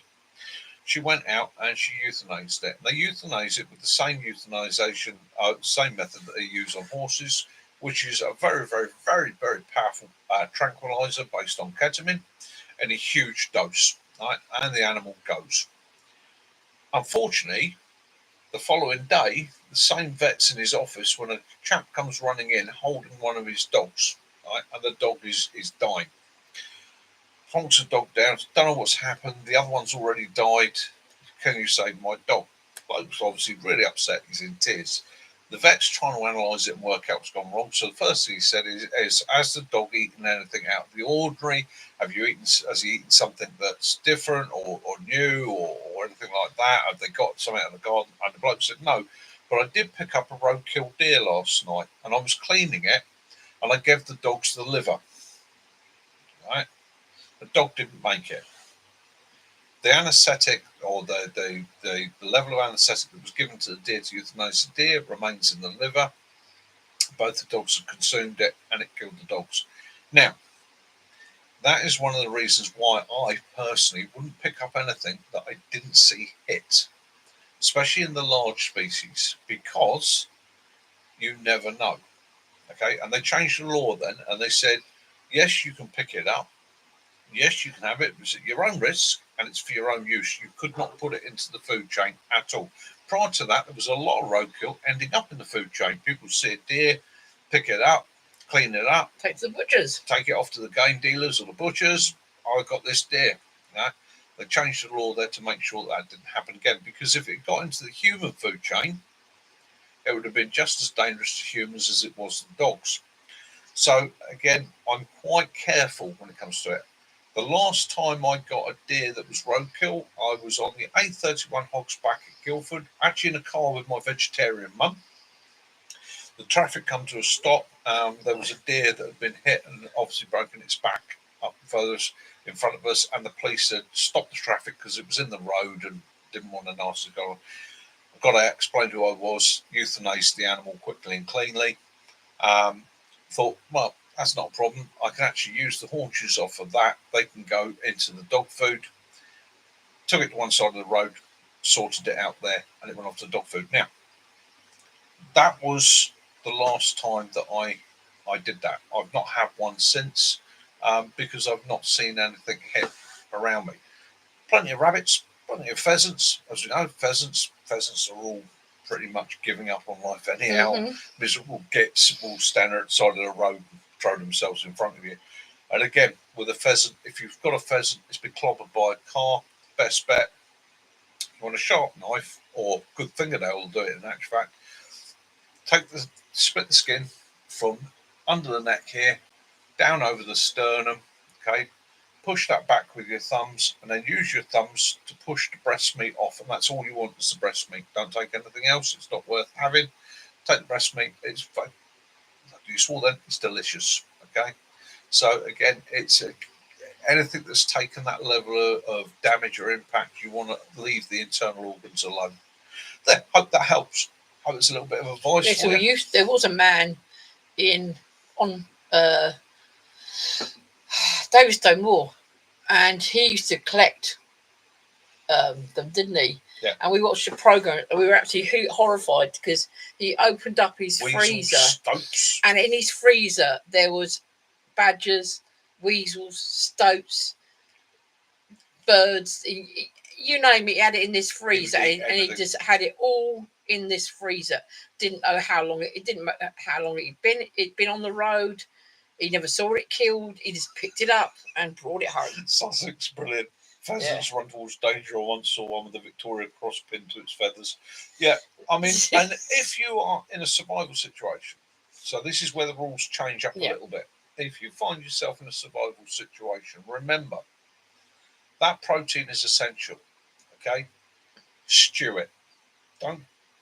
If you're not sure how safe it is, how old it is, your best bet is to cut it as small as you can and stew it. Stew it long, stew it hard, stew it vigorously. That process is going to remove any toxins, any bacteria that are within the meat from the decaying process. Okay, and I have eaten meat that has been pretty much past its best using these methods. It's never done any harm. But the process is long and hard. It is literally, you are sterilising it. Because a lot of people like a pheasant that's been hung for days. Not me. Fresh pheasant for me. I like it fresh. So the heart's just stop beating, I'll have it on a plate. Any longer than that, not eating it. Bit of pheasant, wrapped in bacon, stuffed with mushrooms. Oh, absolutely delicious, fresh. Someone said, in a survival survival situation, eat your mate. Yeah, Remember when they're running? Yeah. No, they say hang them for a while until the maggots start dropping out. It's not nice. Right, so it's not. This old hung pheasant thing. Yeah. This hung pheasant thing is a posh look down your nose at people. And where that come from was back in the 1800s, before we had freezers or anything like that. At the advent of driven birds, when people were still loading their shotguns with loose handfuls of shot and that, the last estates to be able to serve pheasant were always seen as the better ones, the more successful ones. The longer you had a larder full of pheasants, the better you were. Hang them overnight, yeah. So what they would do is that by the time you got from the end of the pheasant season, January, on to April, May, if you were still serving pheasants, blimey, you must be really, really rich and special to still be serving pheasant now. Yeah. And it became a thing that, you know, oh yeah, you could eat only the best ones, the maggots start dropping out. It was that sort of stupidity that took it that far. Now, me personally, and I think nearly every countryman here that I'm speaking to will say, if you're going to give me meat, give me something that's fresh. They smell bad enough when you're chopping them up without the hanging them for a while. Stored and preserved properly. Yeah, fresh there's nothing wrong with a bit of 80-day aged beef. Yeah. Okay, but how that's aged is in a temperature-controlled environment, and it's looked after. Yeah, I'm just happy to have them overnight and then eat them. Any more than that? Yeah. So it came out through snobbery. Really, at the end of the day, one-upmanship. You know, looking down your nose at your neighbours and going, "What? You have no pheasant?" Exactly, the sort of thing that Major Disaster would have in his officers' mess. Yes, he's been known to spread his pheasant on a cracker, you know. Post cooking. Yeah, post. Ooh. Yeah. And I have had hung pheasant, and no, didn't enjoy it. Fresh pheasant for me all the time. It's like rabbit's often misconstrued. The best way of having rabbit is stewed rabbit, and the best way of having your rabbit, if you're going to have rabbit, is to brine it. So skin clean, prepare your rabbit, quarter it, okay, and then you want a big remember them rib cages are sharp with a good quality brine, which is salt and water. Put your rabbit in there, and you want to soak it. You want to soak it in that minimum of overnight, and if you can, 48 hours. Take the rabbit out from that, and then cook the rabbit in whatever method you like the most. You're going to find it's got less smell to it. It's got a better texture to it. It's got a lot better flavour to it. It is really, really good for you, and it comes out a lot better. But that brining process is the process that it just makes it. It makes it brilliant. Don't be wrong. Push comes shove, a fresh rabbit in a stew, will keep you going. It will give you protein. It will give everything you need. You tend to find that the muscle's tight. You tend to find it's like chewing on old leather. And anybody that's done rabbits knows about the smell. Okay, rabbits are ponging. There's no two about it. Kaz is the one thing that puts Caroline off. She does not like the smell of rabbits when I'm doing rabbits. Hi, Jason. No, you're not. We're just at the 2 hour mark. I was getting a bit worried, mate, because knowing that you had the fires. How are you doing with the fires? Are you all safe? It's not got up near the town yet. I hope you're all good, or hopefully, touch wood, it's out. Well done, Andy. It's the best way to do it on a stick. I mean, I don't mind cooking it, but I just don't like the taste of rabbit fires meat. Are safe. Good, Jace. Good. Pleased to hear that. I've been worrying about that. Yeah, remove the mucous membranes on rabbits. Yeah, definitely. On mine, 100 mils of rain. Yeah. So that's slowed it down, hopefully to the point where it's going to be got under control, not arrest you. That's a priority. I was a bit worried for you. I could see on your face when you were talking about it. There's always that concern, and I've no doubt there are communities between the town and that were terrified. It's an awful thing, forest fire of that size. It's absolutely terrifying. I've never been in a forest fire of that size, but I have been on heathland and forest fires in the UK that have covered, maybe the most. I think the biggest one was about 100 acres, 150 acres, and that was scary enough. Bill, I remember that when one of the pheasants, one of the last pheasants I ate when I was at home. Yeah, we keep going. Bit of lead. Jason's Vancouver Island. Yeah.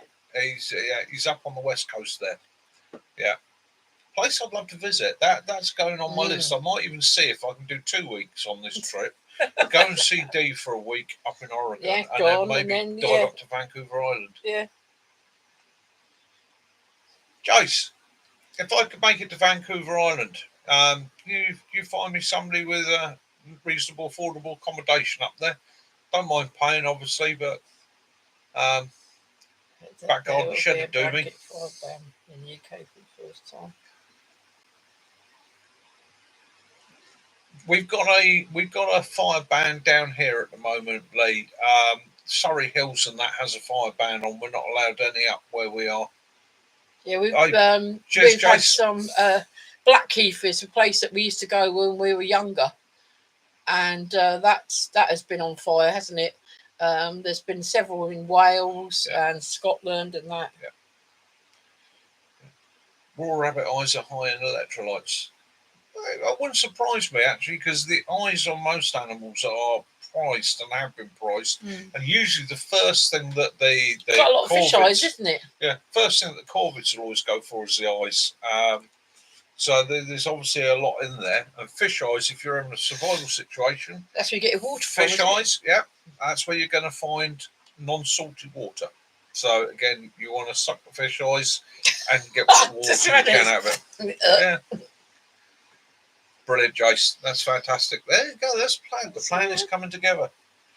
So I've got to find a way of going St. Louis, Missouri, Oregon, Vancouver. And he's going to have to bring back a big present, isn't he, people? I'm going to bring him back a bear. I don't want a bear. Oh, all right. Thought the neighbours might like it. No. Neighbours' kids would think it'd be wonderful. No. How about a moose? I have a moose.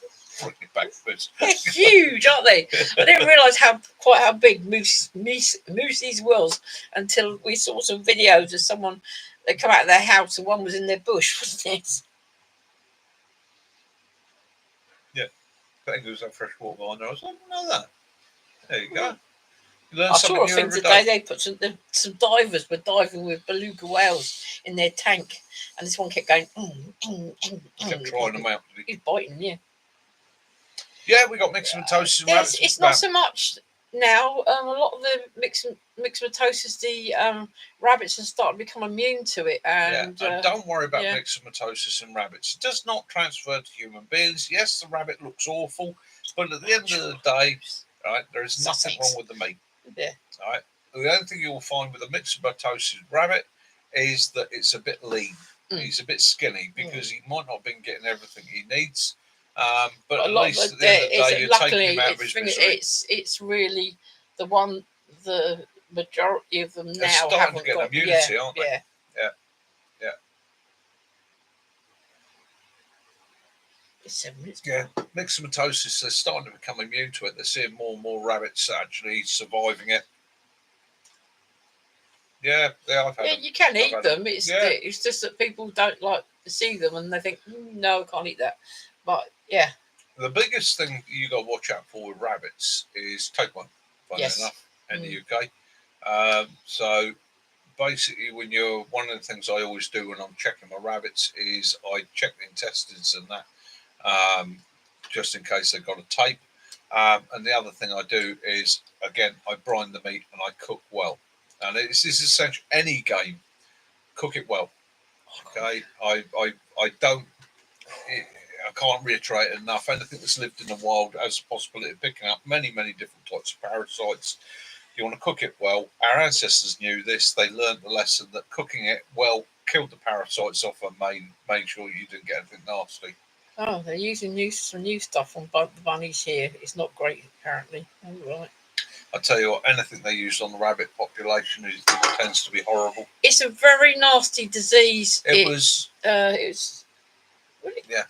It's myxomatosis was a biological weapon developed by the various ministries to kill off the rabbits, and it was a viral infection. It basically makes them deaf, it makes them blind, it affects their ability to move, to sense things around them, and the idea was they would starve to death. It was their eyes would, they couldn't see, they couldn't hear. Yeah. It was not an not awful, nice, shameful way of exterminating any species. Terrible. It was you could think of the crudest way to kill something. That was it.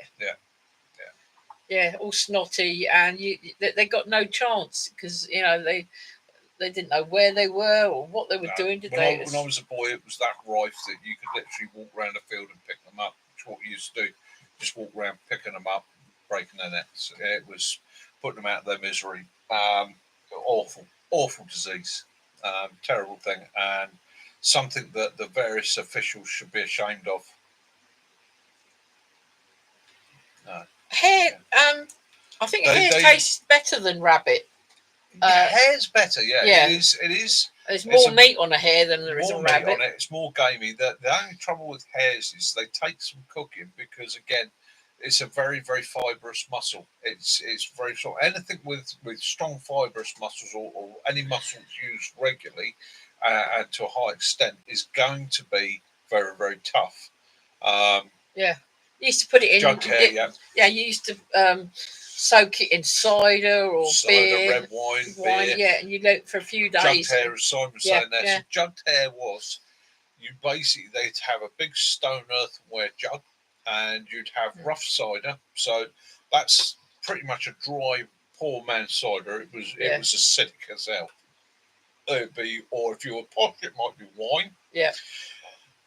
Prep the animal, dropped it in, and you let it sit in the acidity of the acid of the wine or cider, and that broke down the fibres. Nice, it made it a lot more edible, made it a lot easier to do. Or if you have got the time, patience, again, like you do with rabbits, you brine it for 48 hours, then cook it slow. But all game meat, anything that uses the muscles, even on cattle, you take Aberdeen Angus, top beef, crocky cock, the shin and the neck, tough meats. Okay, they're for stewing because they're tough meats because they work all the time.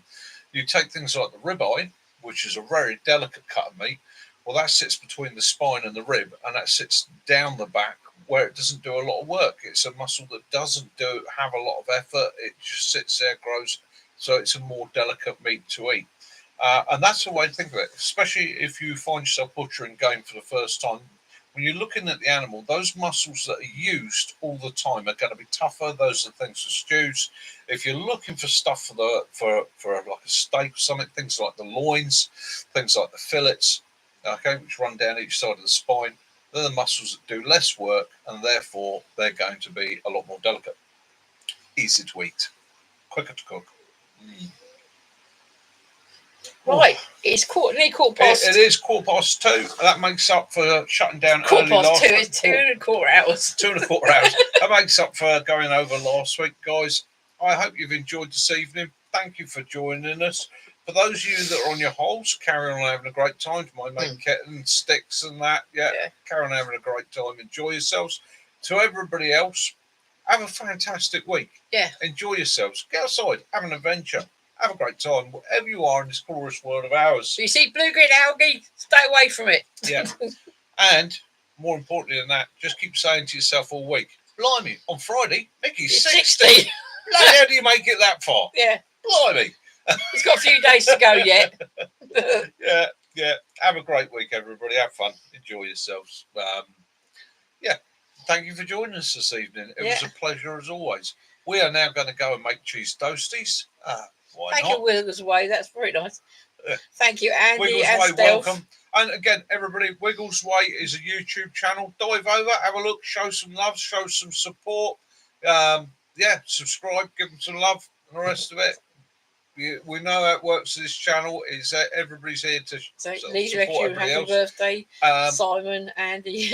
Cheers, guys. No worries. And anybody else that's got a YouTube channel that is on here, stick it up. Let us know the name of your YouTube channel. I'm useless at remembering everybody's, but I will go away tonight and have a look at Wigglesway whilst we're doing our cheese toasty.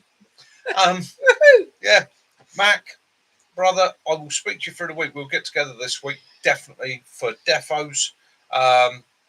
We might even go out and try the ice fishing rod. Yes. The Tadpole Terror. Yeah. We might have to give that a bash. Thank you, Kitten. Kitten's put Wiggles thing up. Cheers, Kitten. Appreciate that. That's all right, Jason.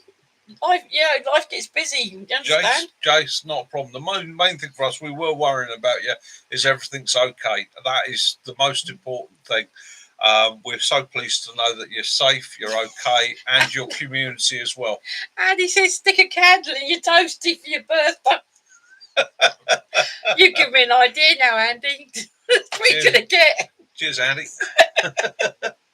Yeah. Night all. I'll finish off with this as we always do. Guys, love those you do, forgive those you don't. And as always, may peace and light be upon you all. Till next time, this has been Mick, Kaz, Willow, Matt from Hampshire Outdoors Survival. Have a fantastic week. We'll speak to you next Sunday. Mickey out. Bye.